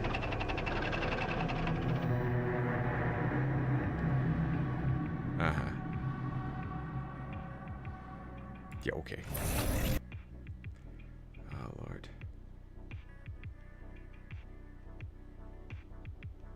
We had that before. It was Mercenaries' Playground of Destruction. It was great. Blood Dragon is really good too, but I just can't take it serious. No, it's not meant to be taken serious. Fubi would shit himself if he saw this. I think a lot of people would. It's oof. Yeah, my chicken before I cook it. StarCraft announcer. Evolution is completed.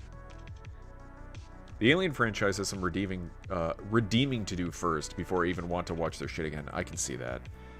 That last one was a bummer. Yeah, Covenant or whatever. Well, the last one was Romulus. And that one was supposed to take place between 1 and 2. The last one that Ridley Scott did was Covenant, and yeah, that one was a downer. It was just like what it was happening. I think Alien extraction shooter or horror game could go hard. Alien Fireteam Elite kind of has bits and pieces of that.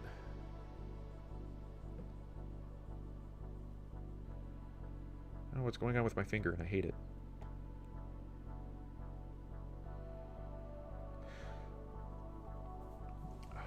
So what exactly was Weyland-Yutani's motivation for getting a xenomorph again? Money. Weapons division, so they could either try to evolve it as and use for as a weapon. In Romulus, they wanted access to it because then they thought it would be the next step in human evolution, and if they could create humans that were more hardy for space, they could work in more hazardous areas and make more money for the company, because then they wouldn't have to worry about getting black lung or something like that. Here's the issue. They already have synths. You can't be telling me that bioengineering a human, feeding it, taking care of it, is better than a synth that doesn't need to eat or take a break or do any... We have synths. Oh, but they break down. Just make cheaper ones. You don't need to make them look like anyone. Just robots. Do the job.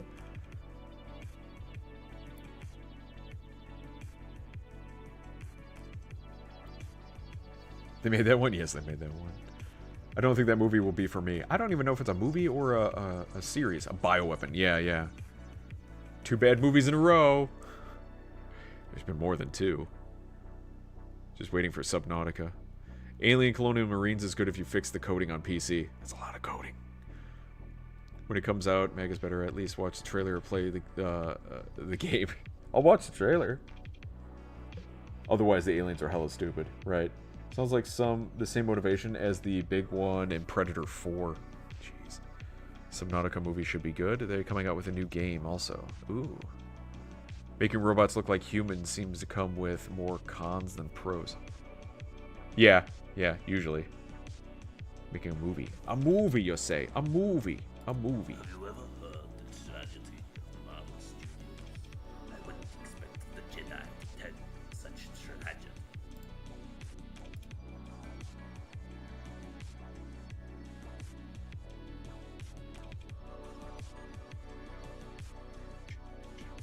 Hang on. Alright, new trailer, Hellfire Gala moments incoming.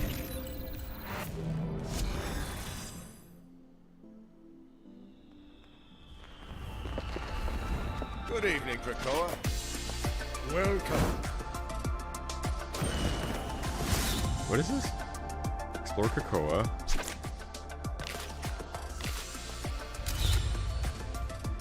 Trading company. What?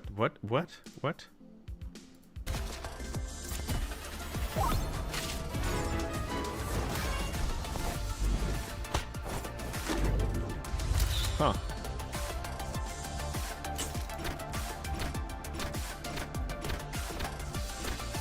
Okay.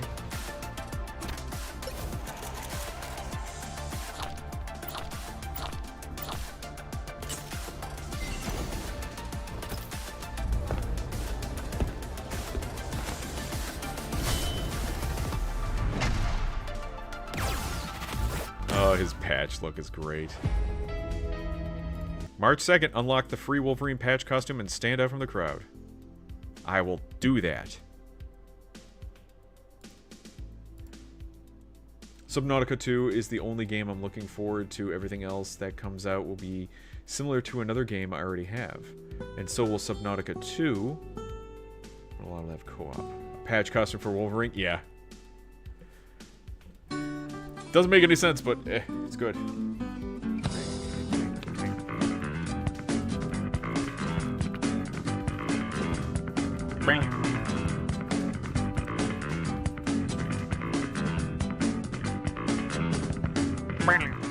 So this is DLC for the new RoboCop game that came out like a couple years back, last year, something like that. RoboCop Rogue City is the name of the game, and this is Unfinished Business. Story trailer for it. I'm excited. Because the bits and pieces I was seeing for the original game looked so good. The right people with the right tools. OCP's technology is such a tool. However, wielded by the wrong hands. Breaking news. An attack on a Metro West precinct has occurred. Hypothetically, it's possible to make a machine that would take control of all the OCP devices. His face tracking was a little rough. Does that building you call Omni Tower possess such capabilities? All squads, code red. RoboCop is here. Backup is needed in the main lobby. Why do you need the OCP hijacker? You'll find out sooner than you expect. Can I reach the mercenary leader without running into civilians? Oh, is this basically Dread? The only one who can guide you through it. Or The Raid? My name's Miranda, by the way. This is the day we've been waiting for. We're ready. Caution. The highest degree of safety has been Murphy! Eyes on target. RoboCop's here. Who are you? Don't you remember me? No. Looks good though. July 17th.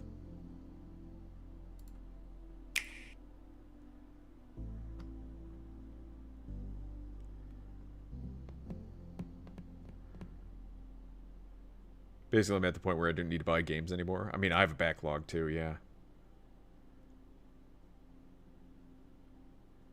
RoboCop can't crouch. He can't do power squats. I'll eventually play the original with the Call of Void, Return of Ancients, and Beluga mods are fully released.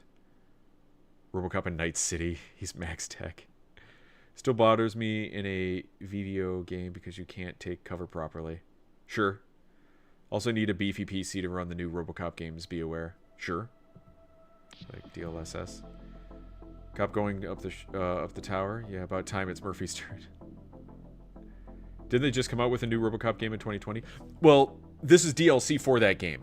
Rogue City was the initial game, and this is apparently just DLC on top of it. So yeah, I mean, yeah, they did come out with some recently. This is just more though, which is good. So speaking of Night City, I kind of want to watch this trailer for Cyberpunk 2077 Ultimate Edition on the Switch 2. It's pretty good if you like not crouching. I like not crouching, like a serial killer. I kill cereal. Reese's Puffs are the best cereal.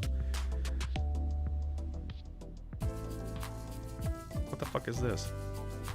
I thought this was going to show Cyberpunk. Our mission is to create revolutionary role-playing games with memorable stories that move people all over the world, and immersion is part of this experience. Are you guys aware that your game already came out? You're working on Cyberpunk 2077. That game came out So with your choice and the experience that you're doing, then you can really feel that something matters. You have the feeling of freedom, and you feel... You can't be fucking shitting me saying, like, the Switch 2 version, they're acting like it's a new version, like a new game coming out. This is what I hate so much about games that are branching off and getting on the Switch. The Switch is not a powerful console. And it's like, years after a game releases, oh, the Switch is getting Doom 2016. It's been out, we've played it. If everyone's already played it who wanted to play it. The fact that it's dripping its leavings onto the Switch, you're gonna get the audience for that is like a couple thousand maybe. Oh. Call of the Void and Return to the Ancients full-length story expansion mods in development for the original game. Beluga is a mod that adds a new custom sub that was first seen in the Subnautica cover concept art, refined for the final game. Serial's such a scam. My Asus ROG Ally is better. I think yeah, and the Steam Deck too. Switch 2 is PS4 level. Still though, why are they acting like this is something new? The game's been out and modded very well on PC to make it look even better than it ever did. Excuse me, pardon me. Can emulate Smash Brawl in HD perfectly on ROG Ally. Wow. Because everyone needs to play Doom at a low resolution on a Switch. On the toilet, hot dog. Don't forget, you're playing it on the toilet. The portability is what makes the Switch a Switch. Can I drop a link about Serial? What? Shh, hang on.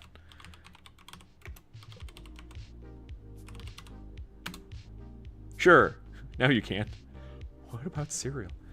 I would like a Switch 2, I'm not gonna lie, but not for the price. No. People are acting like Oblivion Remastered is a new game. Seriously. I don't want any more remasters unless they're gonna do SOCOM. Ooh. That it's real, it's really natural. That's why it makes it so great. This believability is inspired by life. The best stories come from life. Anything we did has to be seamless, and it was very, very challenging. Hand her. Cyberpunk 2077 takes place in Night City. It's one of the... I don't know if you guys know this, but Cyberpunk takes place in Night City.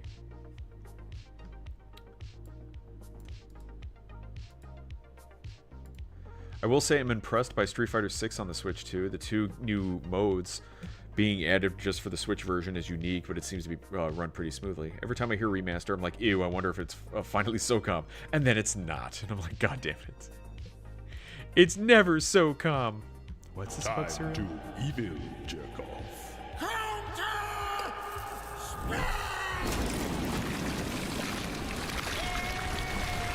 Time to evil jerk off. What?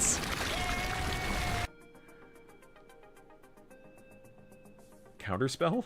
Alright. The biggest cities in New California.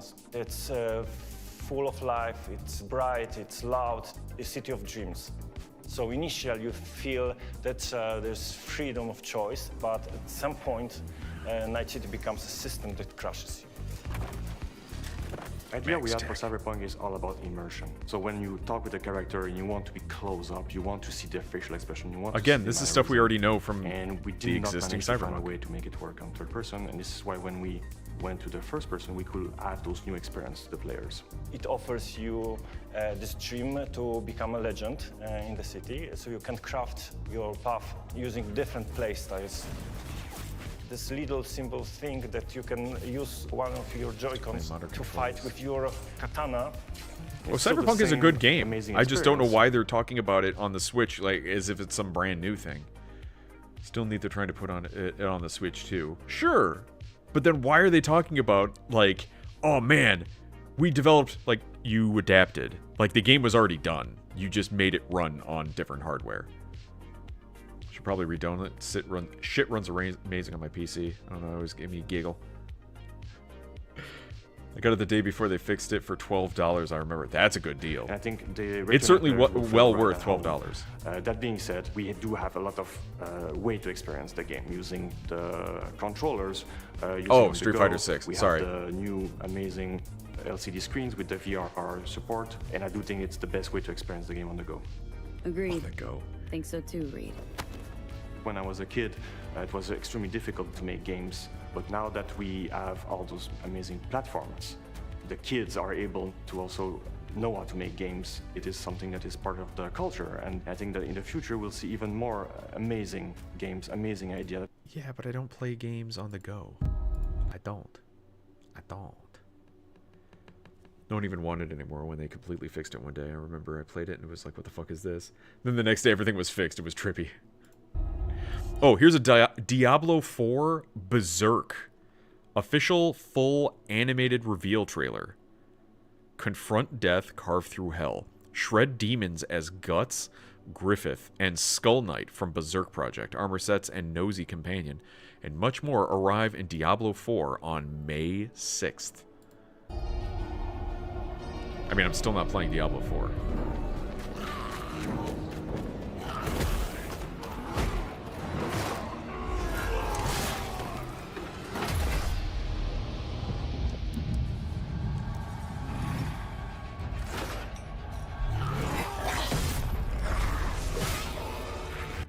Is it just a skin and it's not actually the character? Fuck it.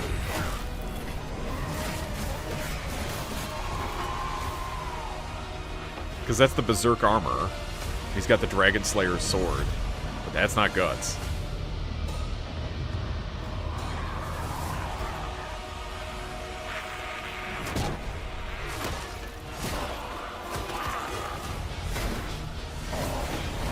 They made a Dynasty Warriors-esque Berserk game called Band of the Hawk, I believe. I picked it up on Steam a long time back. That, I think, would be a very good Berserk game. But I think a Diablo-esque type game where you're looting and stuff, I think that would be kind of good too. But like fighting hordes and hordes of enemies as they come on you, that would, I think, work very well for Berserk.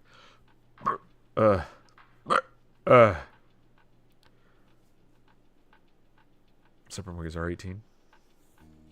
$90 for physical games, and the games aren't even going to be on the cartridges. Nintendo can shove the Switch 2 up their ass. Yeah. That's the other thing too. If you told me I was paying $90 for the game and it was on the disc, like I owned that game, that's different. But you're telling me I'm $90 just to get a shitty piece of plastic that doesn't even have the game on it? No. A single day when Cyberpunk got completely fixed. Does COD have sex scenes? No Man's Sky took a long-ass time to get good in contrast. Do you know that's just for Mario Kart World, right? Donkey Kong isn't going to cost $80. But are you going to be able to get the game on the cartridge? I think the game key cards are only for third-party titles. Are you sure?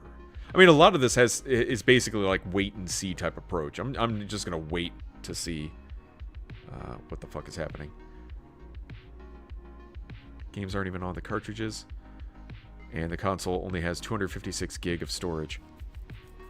Again, I'm not in a rush to buy the damn thing even, but I'll wait and see and make final determinations as to what's going on with it once it comes out and somebody actually gets hands on it. Because there is a lot of stuff floating around of like, maybe it's only third party, maybe it's not. Who knows? Maybe Nintendo is lying. Who knows?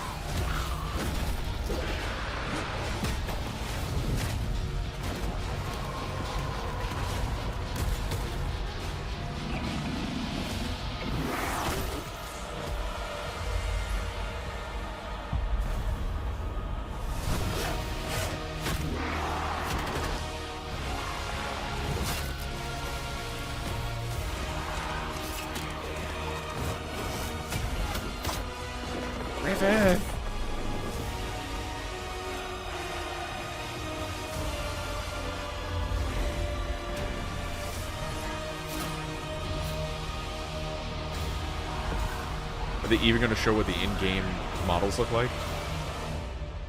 No. Okay. Americans, you are fucked by tariffs, but your Switch is probably cheaper than I'd Switch. Bitch, I don't even need a Switch. Last I checked, US prices are cheaper than anyone else save for Japan. Yeah, suck it, rest of the world.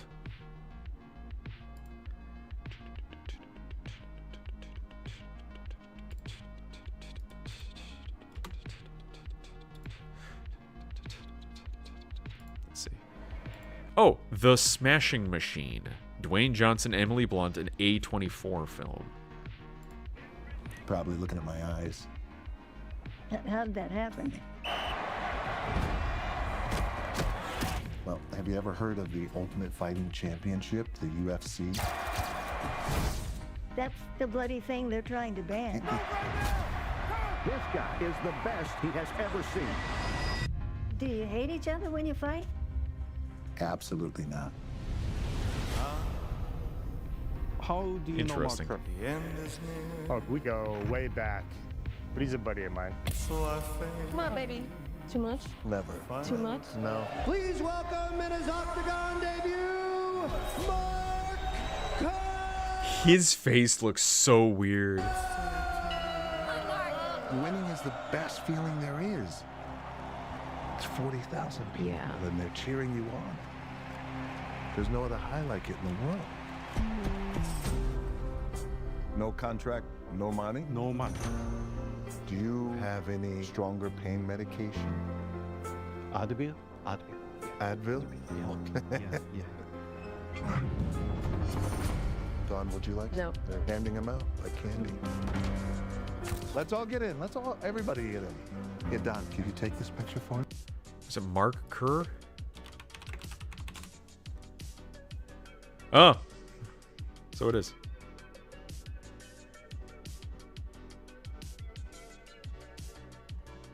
He had a picture a second ago. Yeah, okay. So that does kind of look like him when he's all gussied up. Yeah. What are you thinking at the beginning of the fight? It's simple. Am I going to hurt him before he hurts me? Yes, there were I'm sure This Grand Prix to This feels a lot like it's going to be The Wrestler. crown the greatest fighter in the world. He has come back from the brink. Let's see if he can pull out a victory over Mark Coleman. Have you spoken to either about finding such a good friend for a life-changing amount of money? I just need you to let me in. Always about you. Only about fighting you. He looks like part Neanderthal. Let's fucking go.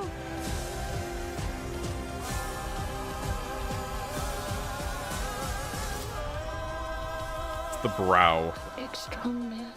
I love I think he wants your autograph. Sure, no problem. No fighting. I mean, he seems like a nice guy. Dude, Dwayne "The Rock" Johnson finally making his acting debut. I waited the entire trailer to see The Rock show up and he didn't. Bravo. Finally, The Rock doesn't play himself. The last time I ever saw him play somebody not himself was like some movie where he played a villain. It wasn't Doom. It was some movie when he played a villain and he was like tracking someone like that one. He was like, oh, it wasn't The Rock. Ever since then, he was like The Rock in every Rock movie that he ever rocked. That Dwayne, he looks way different. Yeah, it's somewhere. It's some prosthetics with his eyebrows, I think. Nintendo did clarify the tariffs weren't affecting pricing. The Switch 2 prices were all on their own. Well, thank you for the lurk, McGregor Art. How many times have you heard My Way this year? Dude, it's a lot. That's another, like, abused song now. I'm surprised The Rock would do a movie where he doesn't look like The Rock, doesn't look like The Rock, doesn't act like The Rock. He may actually lose a fight, too. I thought that was a part of his contract as well. He wouldn't lose fights. By the way, not for the first time, The Rock and Emily Blunt have starred in a movie together.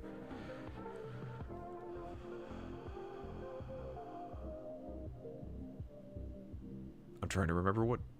I've seen a lot of Rock films.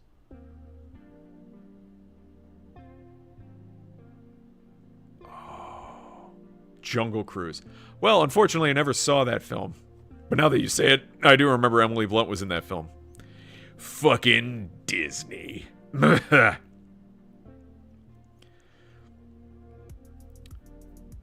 Yeah, I wouldn't have gotten that one. I was thinking something older. Did you talk about the supposed plot of Superman? Oh, God. Yeah. No, I didn't talk about it. Yeah, it's... might be awful. Because it's like he's going to be... He could possibly be part of cancel culture. Like the world is going to try to cancel him, and he's... Oh, God. He's going to be 25 years old? Holy shit.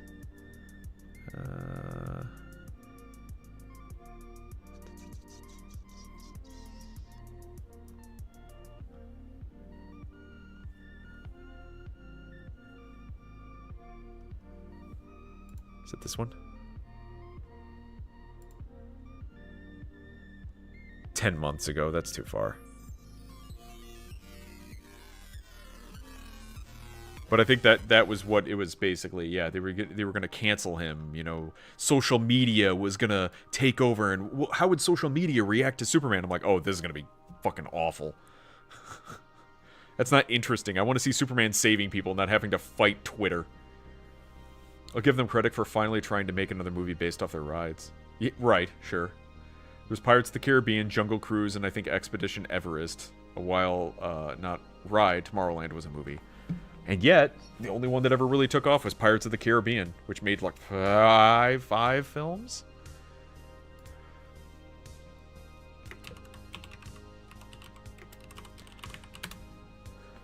This help? Maybe? Oh, James Gunn's Superman Legacy film has undergone a notable change in its storyline to avoid potential controversy related to cancel culture. Initially, the plot was rumored to involve a conflict in the Middle East. Oh, this is something different. But insider Grace Randolph, oh god, reported that Gunn changed the setting to Eastern Europe, a move seen by some fans as a smart decision to sidestep potential backlash. Additionally, recent plot leaks suggest that James Gunn's Superman film includes a storyline where Superman faces social media backlash and cancel culture. The leak claims that Superman is frustrated by social media hate with a trending hashtag #supershit, damaging his image. The leak further suggests that Lex Luthor is behind the social media campaign using an army of mutant monkeys to troll the internet and bring down Superman. Oh my god. Man of Steel is going to look like fucking art compared to this, I feel. James Gunn has faced cancel culture before, notably when he was fired by Disney over old tweets. Old tweets of the PDF variety, but later rehired, showing his resilience to face such criticism. They treated like old tweets. He was just making some old jokes. Like, they were pretty questionable. I think it'll be fine if it's like 5-minute part of the plot and not the main thing. Don't know if they could do that. Well, sure. But it makes sense since they were throwing shit at him in the trailer. Yeah, which he flinched at, which I think is kind of goofy. Because you'll notice, like, they throw a can at him and he kind of, like, blinks and winces a bit. As opposed to, like, all the other times somebody's been throwing something at Superman, he doesn't move. So, don't know. Tomorrowland was directed by Brad Bird. Oh my god, it was, wasn't it? Eastern Europe? Oh no, it's going to include the Ukraine war. Jesus. My Palpatine impression is good for you. Sure thing, Valence said. I'll be able to check it later. That's my new favorite hashtag, super shit. Sitting on the toilet with the super shit. I knew Gunn was going to turn the DCEU into a vanity project, and if this is true, it just confirms everything I thought. And not just the DCEU. Yeah, no, you're right. You're right. I thought it's like Superman. Yeah, the entirety of the DCEU is like Gunn's universe for him to do whatever he wants. And it just turns out, like people were saying, James Gunn has a really good vision for certain things, but he's got a harshness to his story. I don't think he can do Superman. He's good at Suicide Squad, but Superman is a bit different. I don't know. And adding in the extra goofy comic stuff, I think is only going to hurt it. Because honestly, that's not what I'm really looking for in a movie. It's not goofy comic shit. I want good characters, good story. Man of Steel, I felt, could have been fucking amazing. Could have been absolutely... Henry Cavill was greatly cast as Superman. The suits, the costuming was great. The set design of Krypton, how Krypton looked, how the Kryptonian tech, although it looked like H.R. Geiger, still looked inspired. It looked different than things that we've seen before in terms of Kryptonians.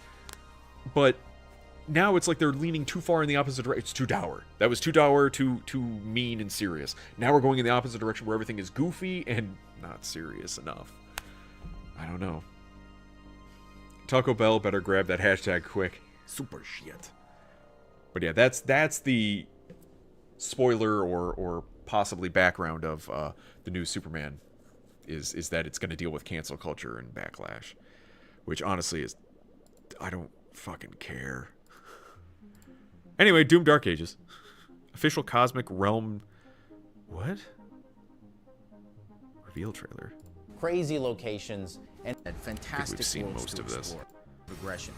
You weave your way through the maze of projectiles, just like in classic Doom, to then go It's a bullet hell. toe-to-toe with the biggest demons we've ever created.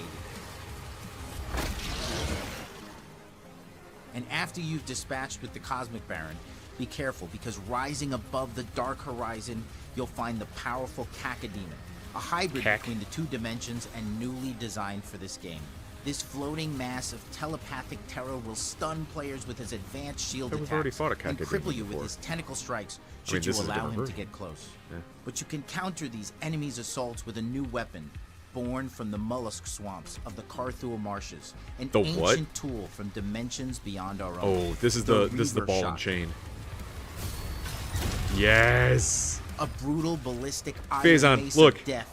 It's the ball and Fired chain quickly to from unleash Twilight a light Princess. attack to a single foe. Hold down the trigger to charge the Chaos Sphere and unleash brutal long-range melee strikes, turning your enemy's insides into demonic pulp. This weapon is unlike anything we've ever had in an id game. It brings the fantastic melee combat featured in Doom the Dark Ages to a whole new, brutal level of bone-breaking destruction. The sound, the design, the visuals, this weapon is amazing.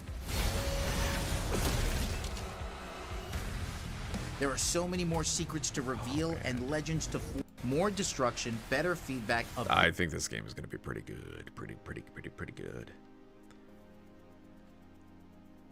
No Expedition Everest movie. Okay.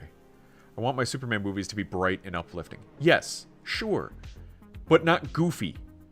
I know that's something they kind of like dabbled with the Reeves films. I don't want goofy. I don't want I want it to be like the cartoon. The cartoon took Superman serious. There were little jokes here and there, but he was not goofy. It wasn't like, oh, man who can fly. Oh, sure. No, he's Superman. He's still motherfucking Superman. Is that gun eating skulls for ammo? Yes. Yes, it is. I mean, I want pack of monkeys banging away at a keyboard to be captured on film for posterity. It's all gonna be CG crap. AKA the gauntlets from Hyrule Warriors. Yes. What are you telling me for? I never played Twilight Princess. Oh, motherfucker. You got some homework to do, because Twilight Princess is amazing. Hey, V. Was doing college work. Ooh, college work. Right, I don't want goofy. Yes, there's a line between having it being, like, inspiring, hopeful, lighthearted, and cheese. I don't want cheese in this instance. The one time I'll ever say that. Green Hawk Platoon. Oh, this was the green soldiers, small soldiers. I told you I'm not a huge Zelda nerd. The N64 titles haven't been topped for me yet. Until you play Twilight Princess.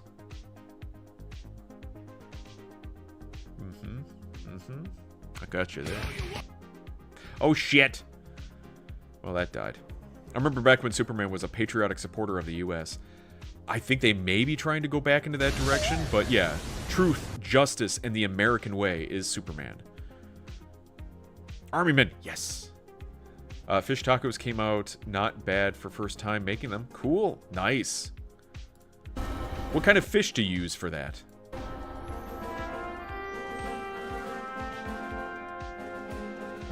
Hey there! Yeah, I'm Rifleman. I know I'm kind of new here, but I've already got a solid grip on how things should work.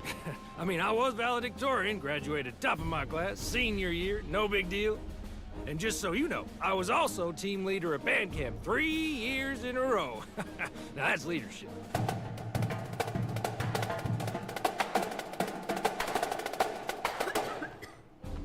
Oh, and I was Sarge's favorite recruit in basic training. He called me Golden Boy. But don't let that go to your head. It was mostly because I could fold a fitted sheet without crying. And look at that. That's easy enough. That's a thing of beauty, gentlemen. I can shoot the legs off a bed bug from a meter away. And if you think that's impressive, wait till you see me take out a housefly with one hand while holding my moose fuel in the other. I see him. Negatory. Give me cover fire! Ah, missed me. Oh, taking fire! I mean, what else are the rules for? They keep order, and that's how we win the war. Who's next? Miss me, gotta kiss me. I mean, am I the only one getting things done around here? Come on! But not everybody follows the rules around here, and honestly, it's frustrating! I mean, some people don't even rotate I'm waiting for the part where it's actual gameplay. the tires on their Jeeps! Rotate the tires, people! Hey, pay attention! You tell me what to do one more time. So yeah, if you need a highly motivated self-starter who can take the lead and actually get things done, I'm your guy. Just as long as we don't have to take any unapproved shortcuts. I'm looking at you, Heavy Gunner! The bubblegum? Seriously? I mean, if this is like Army Men with Sarge's Heroes, yeah, close enough. Welcome back, Army Men. Like, that was a great, great game. Army Men 3D, Sarge's Heroes. There was another one that was like a flying one where you got to play as different helicopters. Would Hollywood do that now while Trump is president? Eh. I used COD because it was on sale cheap. Nice. I don't see myself doing a Zelda game again unless there's perhaps a new 3D Zelda game not set in Hyrule.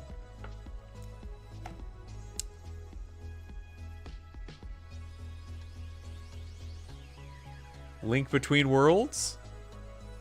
It's set in Lorule. Does that count? I think COD is one of the main ones for it. Okay, Twilight Princess is really good. I agree. It's one of my top, like, 3 Zelda games. Not exactly what I want to see, but okay, benefit of the doubt. Still good for a few. Yeah, it's got the right humor, at least. This is making me think of Team Fortress 2 on the Toy Fort map. Air Assault, right. Where you hook a donut and throw it at an army of angry ants. Yes. Topic discussion by V Cyberpunk 84. Is anyone else excited about Tron Ares, 9 Inch Nails soundtrack? Just saying. Well, because they can't use Daft Punk, unfortunately. I'm sure it has a good enough soundtrack. I kind of not interested in the actual movie. The whole concept of, like, the Tron stuff coming into our world, I just don't care. And it's gonna have Jared Leto in it, which is gonna be weird. But it's okay, I guess. It's the fact that it's Disney, and I don't trust the writers, and the music's probably gonna be banging, but I don't know. Link Between Worlds was both Hyrule and Lorule. That's the joke. Plus, it's top-down. It's 3D-ish. Might it out if it goes on sale. I stopped caring after I found out they weren't going to bring back Sam and Korra. Yeah, that too. Like, those were good characters. I mean, it's been a while, absolutely, but they took too fucking long. I love Tron, but I don't have high expectations. 9 Inch Nails, they used to be my favorite. What happened? Yeah, very much this. Hey, Vaping It. Yeah, I'm there on the Disney thing, but it still looks cool. Sure, sure. And I mean, with more trailers coming up, maybe we'll get a bit more of the story and find out if it's a bit more than just, oh my god, they came into our world, what do we do? Master Skywalker, what are we supposed to do? And they die. But yeah, 9 Inch Nails. Not a bad choice for music. This is once again reminding me I need to eat at the Tron Arcade restaurant still. God, what was the Tron Arcade's name? Fuck.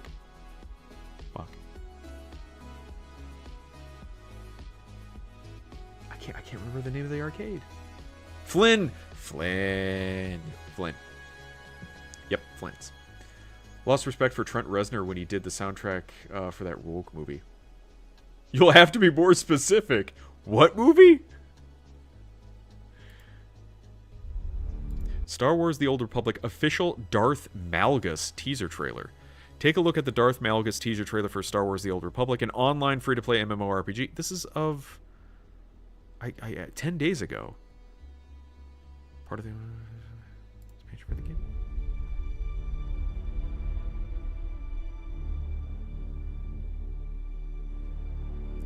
Broadsword was the game engine. Our paths are not destined. They are forged. This does not look as good as some of the other cinematics. Fear. The desire for power. Man, I never got into MMOs, man. For control.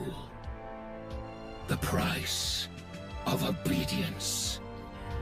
We allowed corrupt doctrines to dictate the paths before us. No longer. A change is coming to the galaxy, forged from pain and rage and sacrifice. My chains are broken, and now I will break them all.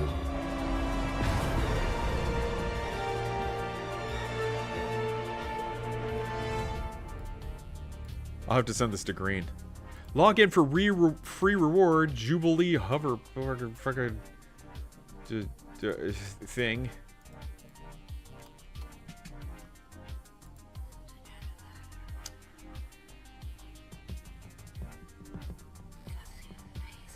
A woke movie? Queer or something like that? I don't think I've heard of that. Probably for the best.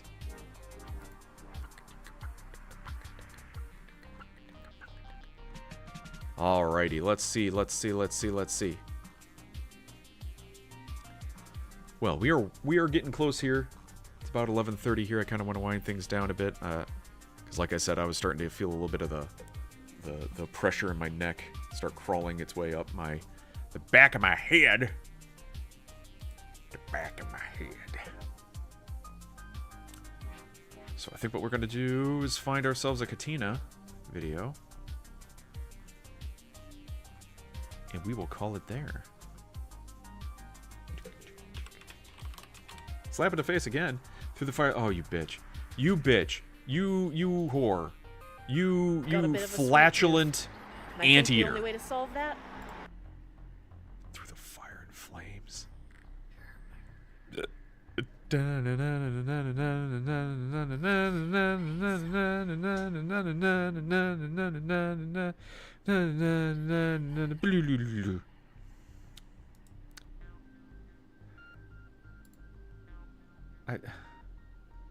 So far away.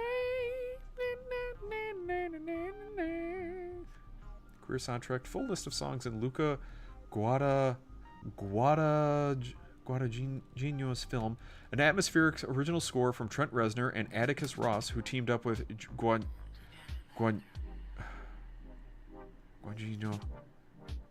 not long ago. What? Through the Fire and Flames on trombone. Can I time you out for like infinite?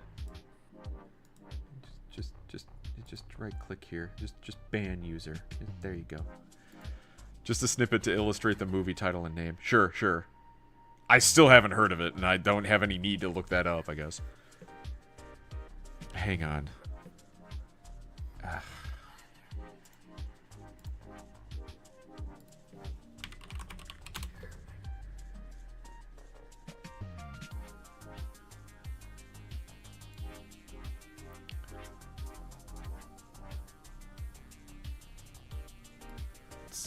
Through the Fire and Flames. Okay, let me see if I can remember how this one starts.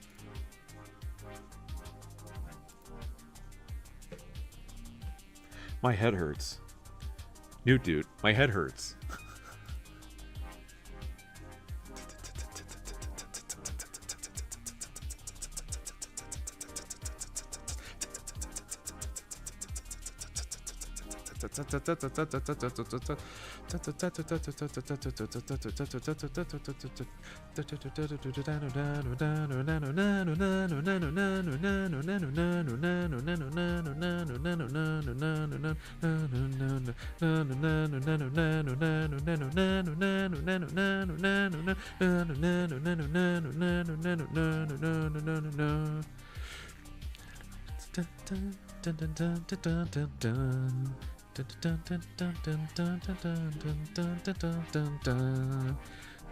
How about that? How about they do the main melody? Because holy shit, doing the pre-stuff is awful. I wasn't even aware of it until Trent Reznor went out of his way to post it on Twitter. I mean, he's self-promoting it. We don't need to watch it, but he's full free to like say, "Hey, I did this thing." I think the intro is more than enough. Oh, the intro is, or the melody, sure. Okay, dealer's choice. You're spoiling me. Okay.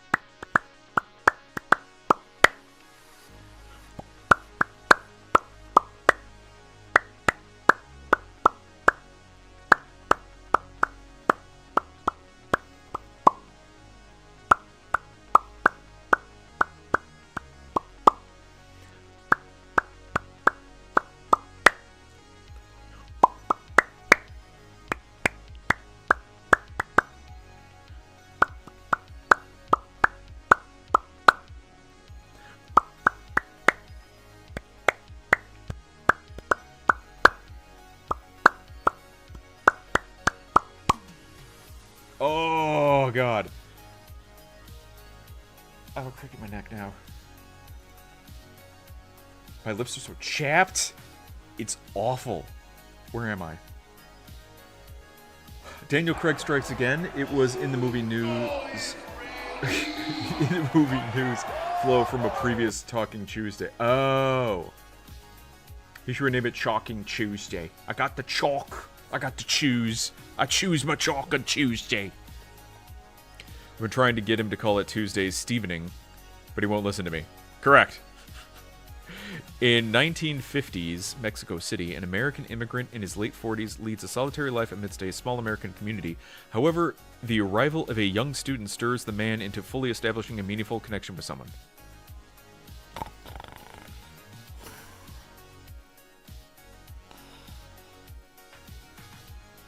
I mean, that's a movie. Well done, thank you, P. It was a bit sloppy jalopy, but hey. All right, here we are. Here we go. 15 minutes to finish 5,000 calories. I can't even talk. The Fat Shack 5K challenge. Taking on the undefeated 5K challenge. She said that before. It's like, no one's ever beaten this. And then she comes in and beats it. Fat Shack in Norman, Oklahoma. Speedy and hungry diners have just 15 minutes to finish over 5,000 calories of menu items, including classic cheeseburger, fries, a Fat Shack sandwich, mac and cheese bites, and deep-fried Oreos. Winners earn their meal for free, a groovy t-shirt and headband, and a spot up on the Fat Shack wall of fame. That's a lot of stuff. But 15 minutes, that's probably the shortest challenge I've ever seen. In the quite some beat. Quite some beat. Man. Shit like this makes me go like, maybe I should have gone to C2E2 this year. But then I'm like, no. It was slappy-go-lucky goodness. 15 minutes, that's pretty nutty. Yeah, it's very short in comparison to some of the other stuff. Half an hour even, sure. I can totally do that challenge. Dude, earlier I watched a Beard versus Food video where he had to eat a couple pizzas in Chicago that were like big. They were basically 2 slices in one. and he had to eat 2 of those. And he had like a half an hour, I think, to do that. He did it in like 10 minutes. He's like, this is almost, I feel bad it's too easy. Thank you. Ugh. Ooh, that looks good. Gonna make everyone go with me next year anyways. Thank you very much. What, to C2E2? Beard versus food is the bomb. He's pretty good. He's good at what he does. 5,000 calories in 15 minutes. The only way I could do that would be chugging oil. I'm in Norman, Oklahoma at Woof. Fat Shack, where I'm about to take on Like a milkshake made with lard. I'm super jazzed to do this because I've actually already done a Fat Shack challenge in Orlando, Florida. which Exxon has involved entered the eating 3 chat. of their No, Fat Shack not that sandwiches. oil. So this challenge is brand new, entirely different, and involves eating 5,000 calories in only 15 Holy minutes. shit. So, to give you some details here, I have another one of their Fat Shack sandwiches, Oh, that which looks is good. insane. It's basically loaded with cheesesteak. We've got jalapeno poppers, chicken fingers, French fries, and then I got mine with a bunch of their honey mustard sauce on the inside. Along the way, I also have to finish their classic cheeseburger, which is a double cheeseburger, along with a side of their fries. The sauces all along the way here are optional, by the way. And then I also have 12 of their mac and cheese bites, and then Lard is 5 delicious. of We their should use it more. deep-fried Oreos. His Scottish accent, 15 yeah, minutes yeah. to finish all 5,000 calories looks like a here. lot less If I'm food than I would successful, I think. get my meal for It's free, it's a dense. Ruby t-shirt, which I'm thinking I'm gonna My go favorite with part of Tuesday, being hungry, watch too late to do anything about it. and my Yes. name and photo up on the I wall want a fan nut here at the sandwich. Fat Shack What? in Norman, Sandwich, that's a Oklahoma. freaking burrito. But, It looks yeah, like let's it, try yeah. to be the first winner at Deep this fried Oreos, location. yes, sir. It is so far undefeated here, so without further delay, let's pull our hair back and get this challenge started. You know, I'm something of a Fat Shack myself. Now, That's y'all far know off I'm what not a vegetable oil quick actually eater, is. So, I'm gonna really be shutting up and eating on this one for reals this time. Do I get to disrobe the burger before I start? Okay. I just want to get it pulled out just to make sure I've got enough time. I'm disrobing the burger. Oh, this drink isn't required either. It's just there for funsy fun so I don't get thirsty. All right. And Yeah, she's wearing a recess let's shirt. get That's this pretty cool. started in She's got some 1, cool 2, shirts. 3. Burger eating time. Wraps are not Let's sandwiches. go. They could be. What if they identify as sandwiches? It's like, think about calories is when you deep fry anything, you basically just double, triple, or quadruple that shit. This burger was But it a doesn't increase, surprise like, knockout the for me. size I of had it. no idea Yeah. it was going to be this incredible coming from a really fast casual sort of place that specializes in greasy midnight eats. I loved it. All calories, not filling. The bun was I kinda don't super think she's fresh finishing and it. soft. The meat was cooked Put your to money on the table, perfection. Mab. There was a I'm calling you perfect out. ratio of sauce to veggies. I was in heaven. Wonder what they fried in. Five Guys uses peanut oil. They might use beef tallow. Who knows? Not disrobed. Oil displaces air and all that. I myself also displace air. Fight me. Peanut oil is good, in my opinion. Canola or soybean oil, most likely. Fucking beef tallow. Fucking beef tallow. Get some. Just like I remembered it from the challenge. in Displacing Florida, water but mostly. I was really upset at I myself also for displace water. forgetting to peel off the parchment paper. I honestly didn't even notice it. It was such a thin layer. Should just eat the parchment paper. A bunch of places have switched over to beef tallow. I'd like to try it. The only thing is, I wonder if I try it, It's so good, but there's if is it going to be from a place that it's been so long since I've tried it, I'm not going to taste the difference. I thought this was bread. Who knows? Oh yeah, that is. Ow. I don't think I left anything. Beef tallow is the best deep fry oil, and it's not even close. This From like a sandwich here technical is the standpoint, definition of when we a should do a greasy Subways midnight episode. snack. I really enjoyed this Oh, thing, because but Subways you is could trash. feel the fats Or the and mystery fry grease oil, just, like, oil you can soaking order from into the restaurant supply. arteries right away. So good, but certainly not healthy and very filling. Go sandwich. I think Popeyes is planning on it if they haven't already. I know Buffalo Wild Wings, Steak and Shake, and a few others are switching. I don't want that. At least a couple restaurants at a time. I don't think they've made it like initial ring the bell, widespread, everyone use beef tallow. They got to work out the logistics and how to roll that out. Mac and cheese bites just to break They should things warn up their for you. customers because it contains natural trans fats. Oh, that was a good pop. Fuck. Yeah, like I said, my neck is getting That is delicious. getting tweaky. These were honestly not what I was expecting at all. They were really, really Did I delicious. burn my It finger? was Is that more what of this like is? an Is this a ooey blister? I gooey, can't even tell. Oozy sort of nacho cheese, I guess I could explain it. More so than a cheese pull kind of cheese. I don't know, but it was absolutely delicious, and they were a little bit harder to Oh, man. get through than I thought they would be. I figured these would just Those be fries a are gonna couple slow her bites, down. knock them out fast, but yeah, these took some good chewing, and yeah, they were really rich, hearty. Needed that sauce that I had on the side. Thank you. Oh. Show the injury. Halfway through mac and cheese, onto some fries. Up. This is right about where I learned that I was maybe going a little bit too Kinda like a casually blister. on this challenge and underestimating I don't know what I just did to how much bonk it. food there was to get through. I realized But I think that I'm gonna put really on needed some to do ice on it fry later to balls see what's here going on and with just that. go absolutely Hope Waffle nuts House is eating next this to food and get a clean out their little more food supply. disgusting in Waffle front of this House. amazing Okay. supportive Just crowd. one more reason to love Popeyes. I think Bob Evans is one of them too. Oh my God, can you imagine? Sausage and biscuits, biscuits and sausage, biscuits and gravy. There you go. Beef tallow is worse for you than seed oils. The evidence is overwhelming. Well, seeing as that I don't really eat that much of fast food, I think I'll be fine. The issue is like it's the same type of argument with eating something that's fat-free versus something that's the regular version of it. People look at something that's fat-free and think it's better for you, and then they can get away with eating more of it, when that's not the case, and it's never been the case. The serving size on the fat-free version and the regular version are usually always the same. But people just go, oh, it's fat-free, it's better for me, so I can just eat more of it. No, you can still only eat the same amount. So I would rather have one good Oreo than one fat-free, or even two fat-free Oreos.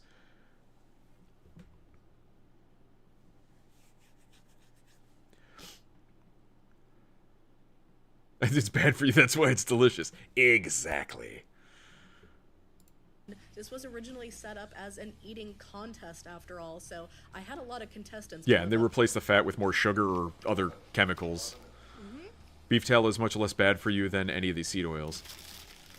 Now, I will say, I think the seed oils aren't as bad as some people let on that seed oils are. Again, you shouldn't be eating a lot of it anyway. That's the thing. People who are eating like fast food every single day, if it's seed oil, if it was beef tallow, you're still eating like fast food every single day, and it wouldn't matter what it was. It's already just bad stuff coming in at a larger amount than you need it to be.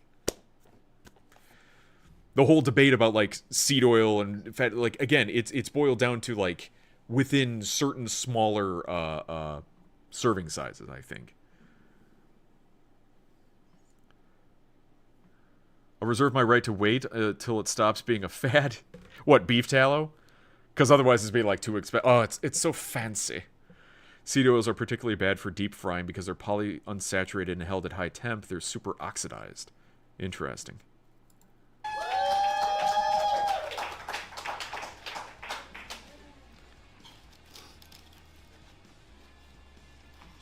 "15 minutes. She only has 4 minutes."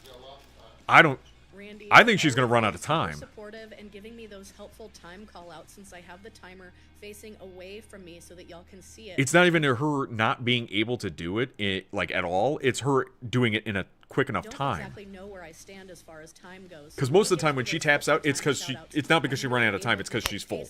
That's why. Fight my way to the finish line. I'm fresh.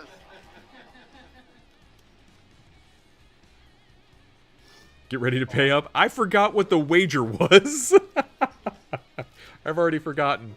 The main problem is too much of our foods are tampered with to make them safe, when in reality it does the exact opposite. I've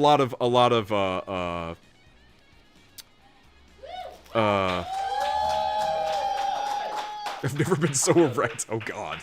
Hello, Lanterloo. Welcome in. And with only a delicious dessert separating me from She has the finish 15 line, minutes to I'm finish leaving this. you She's guys at to 12 enjoy minutes. the I don't know rest if she's of going to this do video. it. Thank you all so much for watching, and I'll of Holy course shit, catch she you guys might. in the next one. She's eating deep fried Oreos now.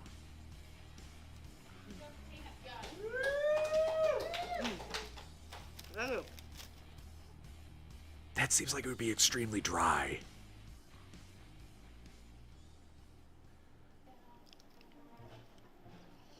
Disgusting. I guess on direct element contact it would, but tallow is around 400. The wager was you lost. We made a wager that you would lose, and you did. There you go. Why are you making bad bets? I don't remember it. Deep fried Oreos does not sound good to me. There's deep... It's like, it's fair food. Deep fried Oreos, deep fried Snickers bars. I'd try one. I'm sure deep frying an Oreo would just make it more cake-like. I think it would lose its crunch and just make it cakey. Why are we talking about tallow, my glob? I forget. Man. My tongue was coated in powdered sugar, and so am I. She did it. But 14, 21 was my final time to do that. I'm going to clean up real quick. So is this that woman that took 100 hot dogs in a day that was in the news? No? I think you're thinking of a different person. Pretty sure. Most fair foods do not appeal to me at all, it seems like. Oh, dude, cheese on a stick. Just fucking... Okay, strap in, boys. I'm going to tell you a story. State Fair. Cheese on a stick. I was in the marching band. After we were done, we would go out into the fair. There was a parade that would happen through the state fair. After we were done, we would walk around. They had cheese on a stick. I tried it. Basically, it's a block of, I think, American cheese, cheddar cheese, something like that. They basically dip it in cornmeal and fry it like a corn dog. It tastes just like a grilled cheese sandwich, but it's on a stick. I had like 6 of them. I need to go back. Oh my god. I'm getting the sweats just thinking about it. Oi. Whew. Different challenge. Do people even realize where vegetable oil comes from? Is it vegetables? Cheese by the foot. Okay, listen here. Don't deny that. Oh, wait, why did that happen? StreamerBot's YouTube quota has exceeded. That's weird. That's weird. Huh. Weird that they did that tonight. I didn't even have a... Alright, whatever. Okay. Where are we at? The only fair food I can think that sounds good is churros. You still have, like, funnel cake, elephant ear. All of this stuff is fried stuff. Fried pickle, fried Snickers bar, stuff like that. Cotton candy a lot of times. Yeah. Cheese on a dick. That's different. 100 hot dogs a day is Lily Phillips. Ugh. To be fair, not all vegetable oils are bad. It's mainly the seed oils. Avocado oil is okay. Would olive oil be considered a vegetable oil? Is olive a vegetable? What?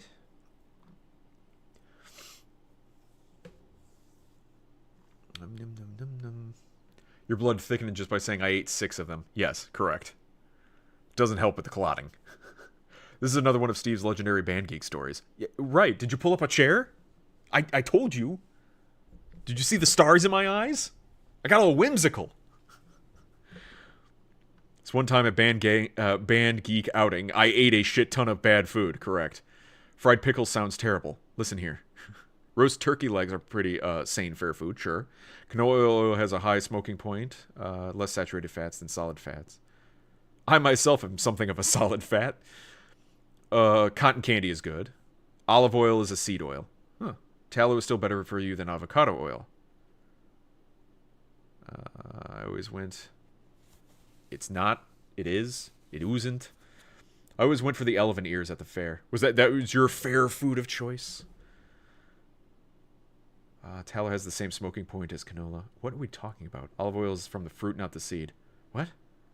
I'm going to finish this. Half seconds. Now we're fighting over seeds and oils. Oh, that was a lot. Okay. All right. I'm still saucy, but that is good enough. Whatever. I look like Dave Chappelle in a certain skit. But olive oil is from the fruit, not the seed. For having us in today in Norman, Oklahoma. Thankfully for winning and being the also first easy winner, up there, Iridium. No need for name calling here. Groovy t-shirt, and I forgot to mention Groovy headband and spot up on the Wall of Fame, and also probably a belly ache for eating 5,000 calories in just 14 minutes. Yeah, she didn't give it time. That is crazy. But hey, she was able to do I it. definitely underestimated that challenge for sure. I went into that way Let's too go to casually, Turbo. so definitely had to get gross there at the end. But What, now Twitch Turbo? I can sit back, relax. Or I probably should go for a 5K run and have a great rest of my day. But thank you to everyone here who cheered me on. I appreciate She you. can't breathe. I'll catch you guys in the next video. Okay, peace out. Sticky finger, bye. She's stuffed with Oreos. Yeah, it was on my screen. Yeah. So, Oh my god. at a point, Shasta. At a point, I was trying to figure out how Twitch Turbo worked in terms of giving the streamer revenue, and I think somebody explained how, I forget how it worked, but I guess one person was singing the praises of Twitch Turbo and saying something like it actually does benefit quite a bit. That instead of you having to support each streamer individually, you just get Twitch Turbo and across the board, no ads for you. And then it somehow knows when you're viewing a streamer and to give them revenue. I don't know. I still don't think it gives the same kickback as like, here you're subscribed to a stream, you get the notification, you get, you know, their emotes and stuff. If you get Twitch Turbo, do you get that streamer's emotes? It's as if you're subbed to them. I don't know. There's a lot of questions that I've just not gone in on.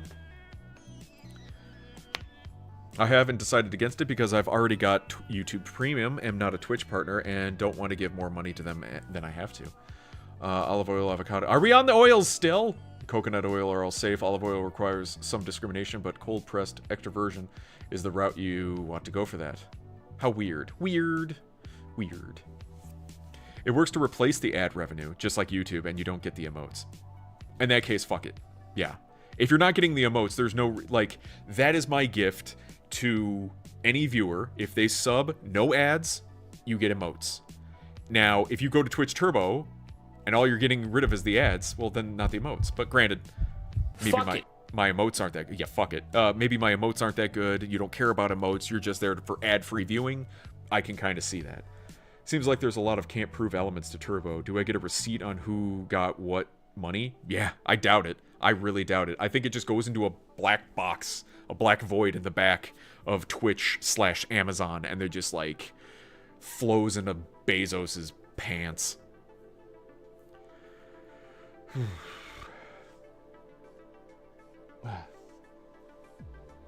My neck. All right. Well, we're coming up to midnight here, so I should be winding down and start figuring out who I want to raid out to, because I'm a bit tired, and like I said, my neck was starting to get a little crampy, so I don't exactly want to be holding out on that. So we'll be winding down here. Winding her down here. Winding her down at the speed of sound. Got nowhere to go. Got to follow my rainbow.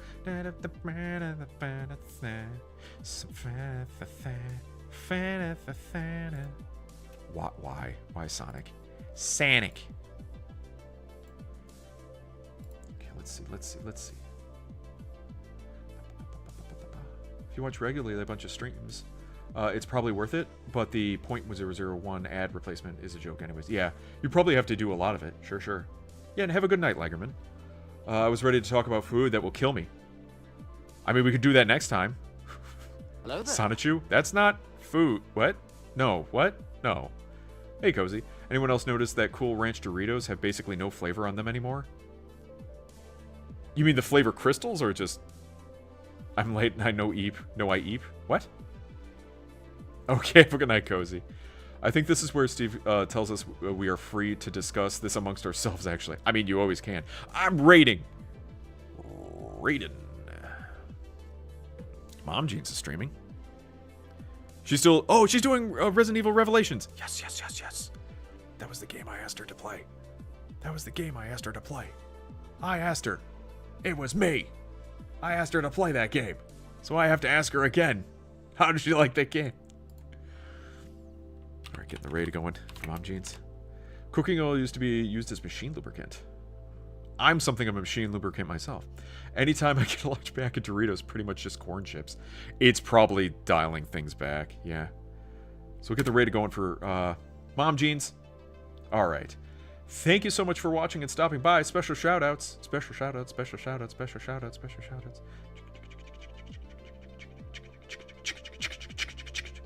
Woot.